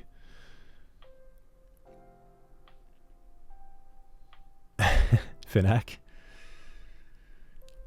Finn it is.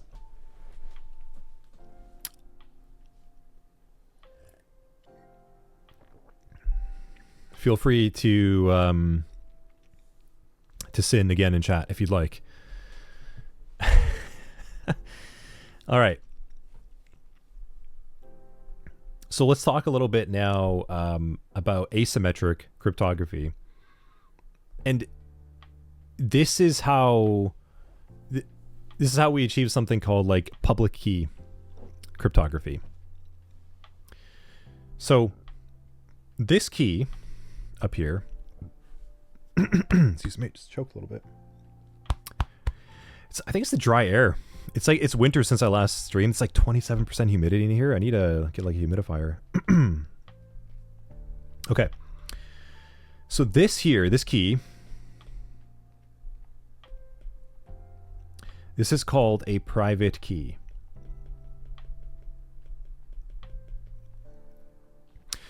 This private key obviously is called that because you don't want anyone to have it. Because if someone has it, then you no longer have confidentiality, right? So it is a private key. So then we have asymmetric. Yeah, we covered that, right? Encryption, decryption. Okay.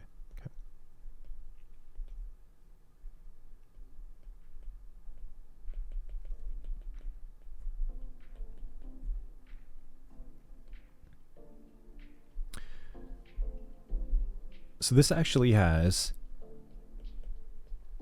two keys. Now things get a little bit more complex, right?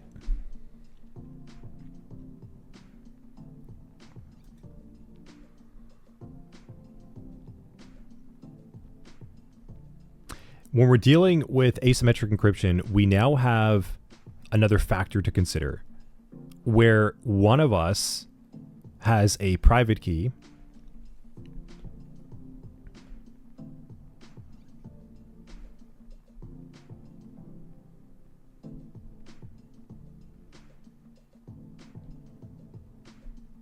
okay.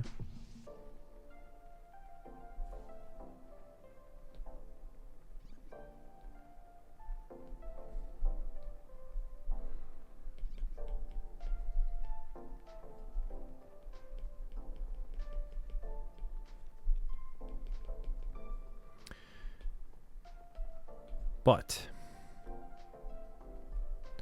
there's also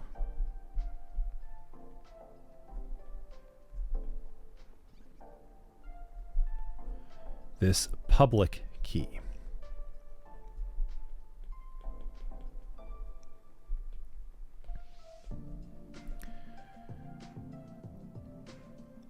Now, when we go back to the drawing over here, you can see that this box, this chest, can only open and close. Now, there's only one simple difference, really, if you're trying to look at these things to make sense of them. And actually, what I will do...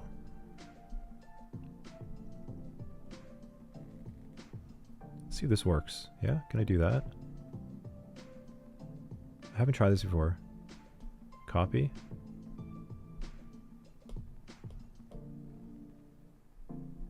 Oh, wait, I saw it there. Nice. Okay, good. That's going to save me some time there.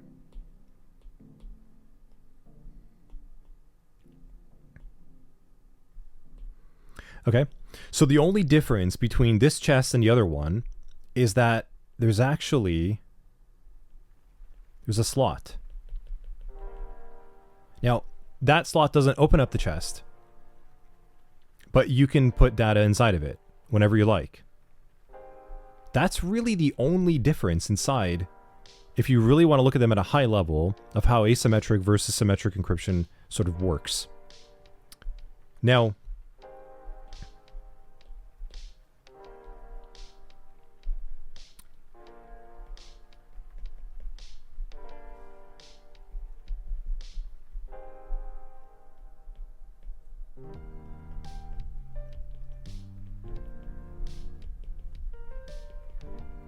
the private key unlocks the chest.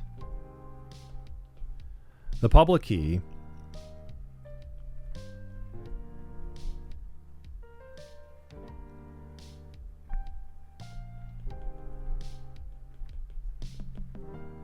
I should say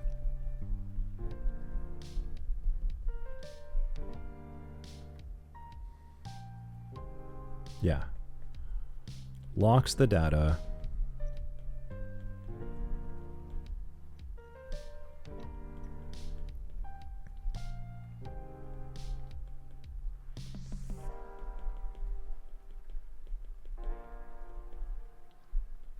Now, there's a reason, clearly, right? One is called a public key, one's called a private key. The public key, anyone can have. You can give that to anyone.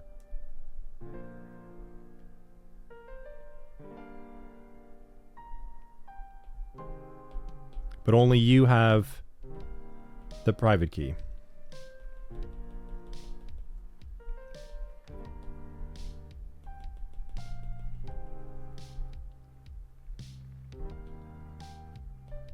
That's really it.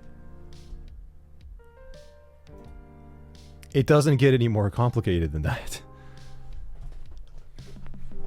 That's all what asymmetric encryption really is. Does that make sense? I hope that really is like clear. You could look at it like a mailbox as well too. Your mailbox you have out on the street, anyone can go and deliver mail inside of it, but only you can open it.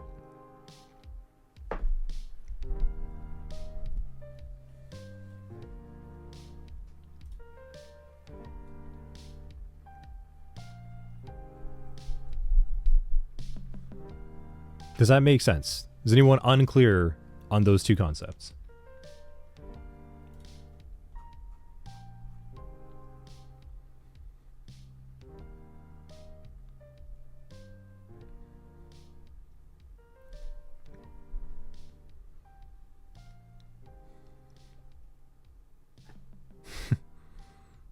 Is anyone ready to call it soon? Because this is the first day back after the holidays.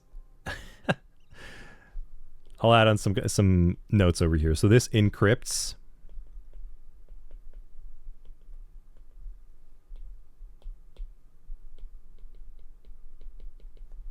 And this decrypts.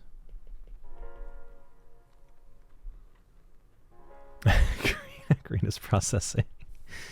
This is processing, thinking, ...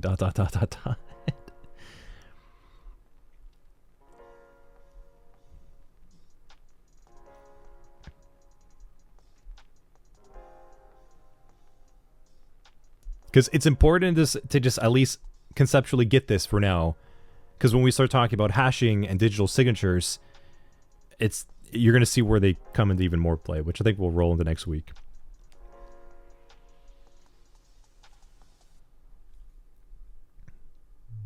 Yeah, this is a very hard thing to initially grasp. I should also add that.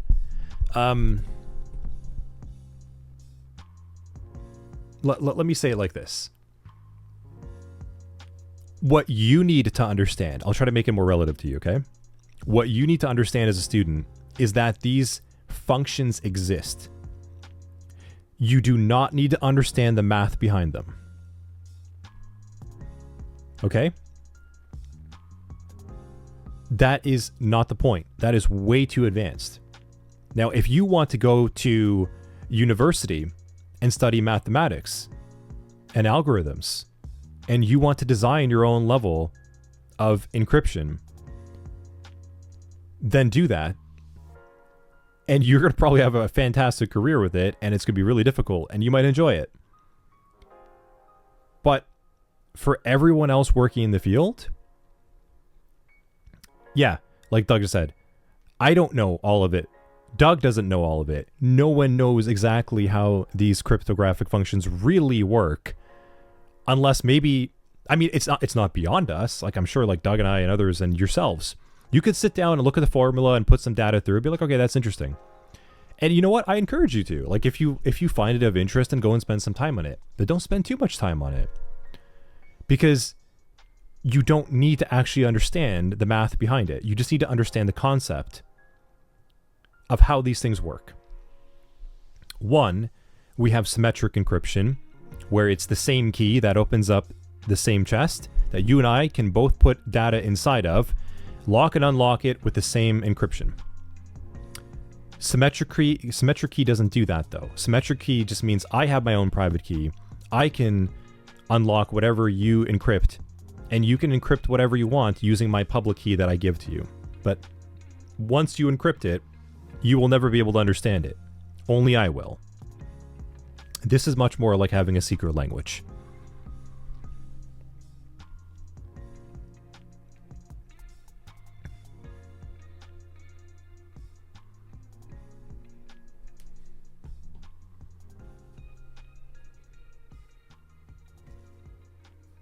Karina says public key locks a chest but does not unlock it. That's why the public key can be shared. The private key unlocks, and that's why it's private. Correct.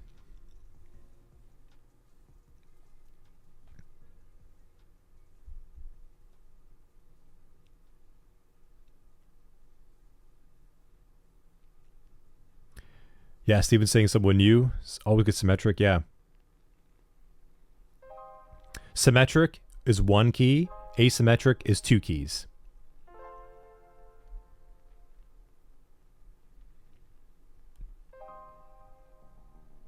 Now, there are pros and cons to both.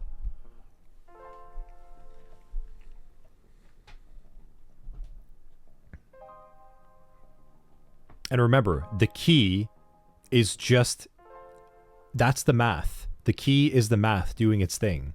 When you process plain text through it, or you process ciphertext through it.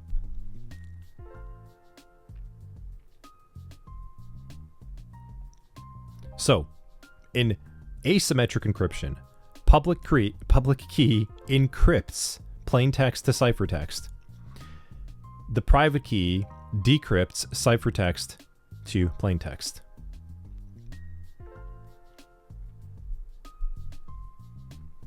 So I'll also add this to the drawing too.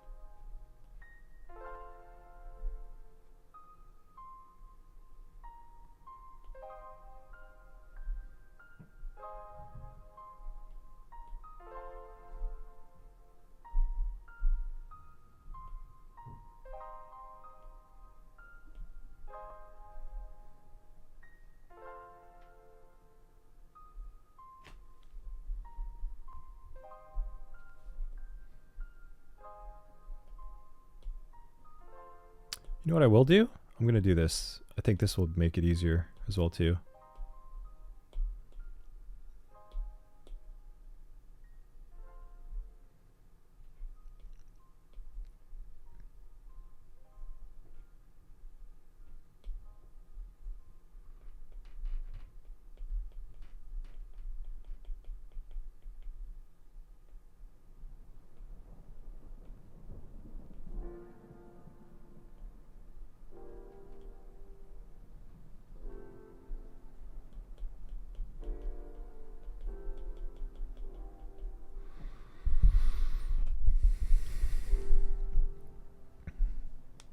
That might make more sense.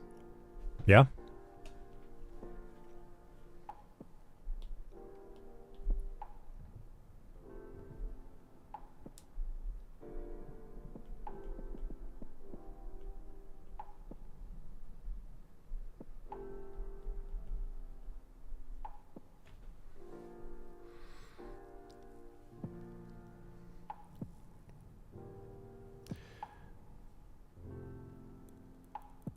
So DDoS says by end-to-end encryption, the private key stays in your own device. Correct. Yeah. And then you have a public key that you share with people. So what happens is when you establish, and this is where we're going to talk next time, I guess next week, on digital signatures. And we're going to talk about the cryptographic exchange that happens where you actually create a new key. We're going to talk about, there's a third thing that happens after this. This is why I want to focus a little bit on this right now, is because in order for end-to-end encryption, we will both have our private keys and public keys. And then there is an exchange that happens, and we actually will create a new symmetric key, and it's called a session key. And then we're going to, once we've both been able to perform an exchange, we're then going to communicate with our new key just for that session. And that's how you get end-to-end encryption. We're going to walk through that next week because this takes it a little bit further. We're going to walk through a TCP handshake and also establishing a shared key. Yes. Yeah, Stephen. Symmetric encryption. The private key is shared between the intended audience. Between both one of you. Like either of you, I should say. Oh.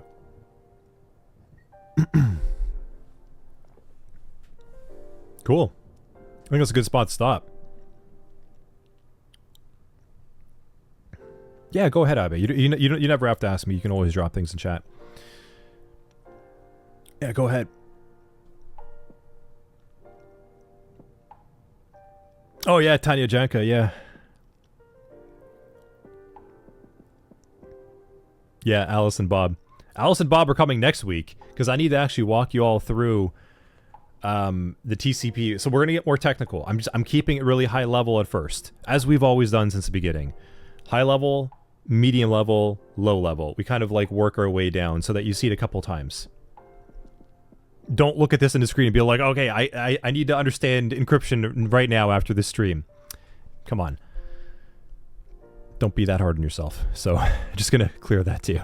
Okay? And yes, I recommend Tanya Janka. She actually has a lot of good information. She's big on the purple team.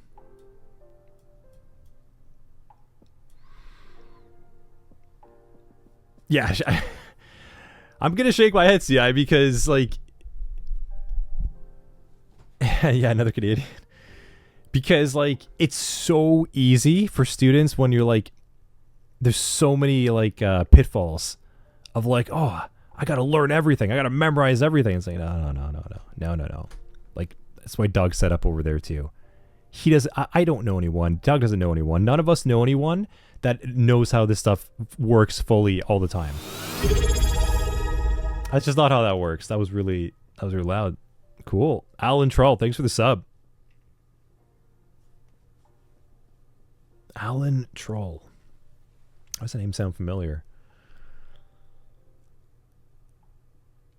But thanks for the sub. Appreciate the support.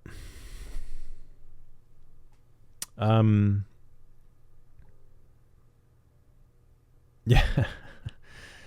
Karina wants to go to Canada. We got some friendly people. This is what happens when you got a lifestyle of double doubles and Timbits and maple syrup. Ain't no salt up here. Just everyone's sweet. All that maple syrup.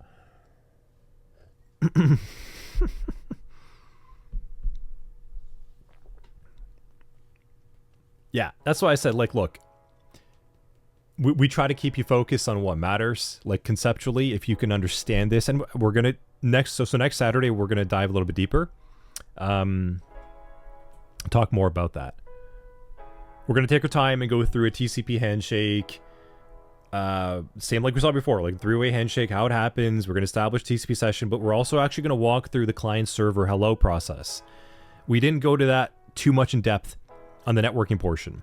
And for this reason, because we needed to get to here first, talk a little bit more about it. Cool? I guess a good spot to stop. I think that was a good entry, good, class back into the new year. Yeah, Doug's coming up to Canada. I think we should have a level effect meeting up in Canada. That's what I'm saying. Bring out the whole SOC100 crew.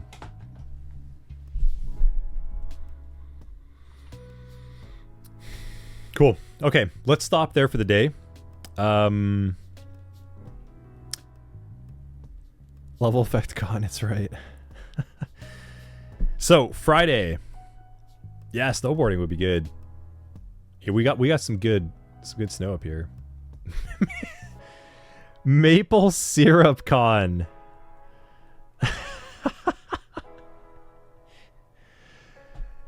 Damn, that actually sounds really good. Who wouldn't want to go to Maple Syrup Con, right? Like, nice.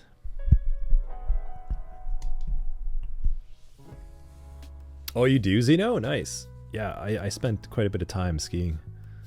I got to get into boarding, though. I want to try snowboarding. I've skied for quite a bit.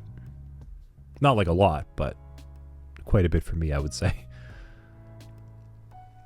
All right, let's take a break here for the weekend.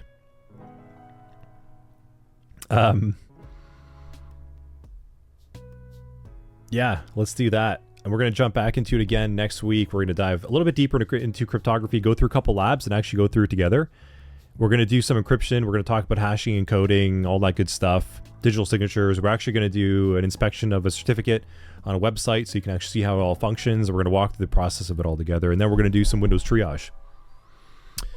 In the meantime, look out on Tuesday for some big announcements and updates from us. And Doug is going to be streaming with us on Friday. So look out, there's going to be an invite being sent out. So Doug's got some cool things this Friday, 12 to 2 p.m. All right, I think, Doug, 12 to 2 p.m. Eastern on Friday? Or is it 11? I got to double check. What is it? What did we say, Doug? I'm trying to remember.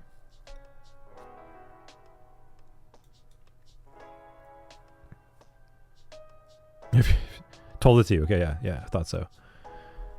Yeah, 12 to 2 p.m. this Friday.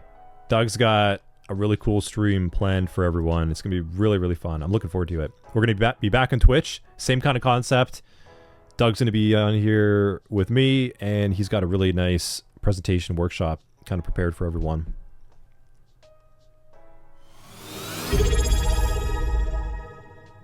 Oh, nice. Ariel, thanks for the sub.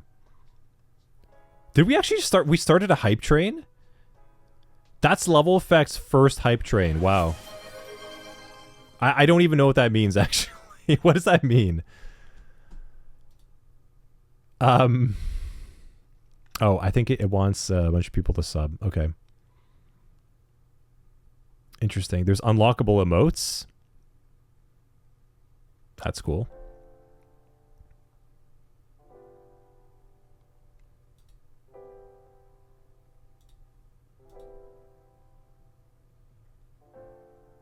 Oh, cool. How do I do this? No, isn't it not? Yeah. Thanks, Ariel. And Alan as well, too. So, yeah, you are both defenders now of Level Effect. I need to get some more cool emotes and stuff for all of you. I got to get that set up more soon. But I appreciate the support. Oh, yeah. Yeah, subs don't have the ads. That's right. Yeah, if you have Amazon Prime, I think it comes with your Amazon, right? That's true.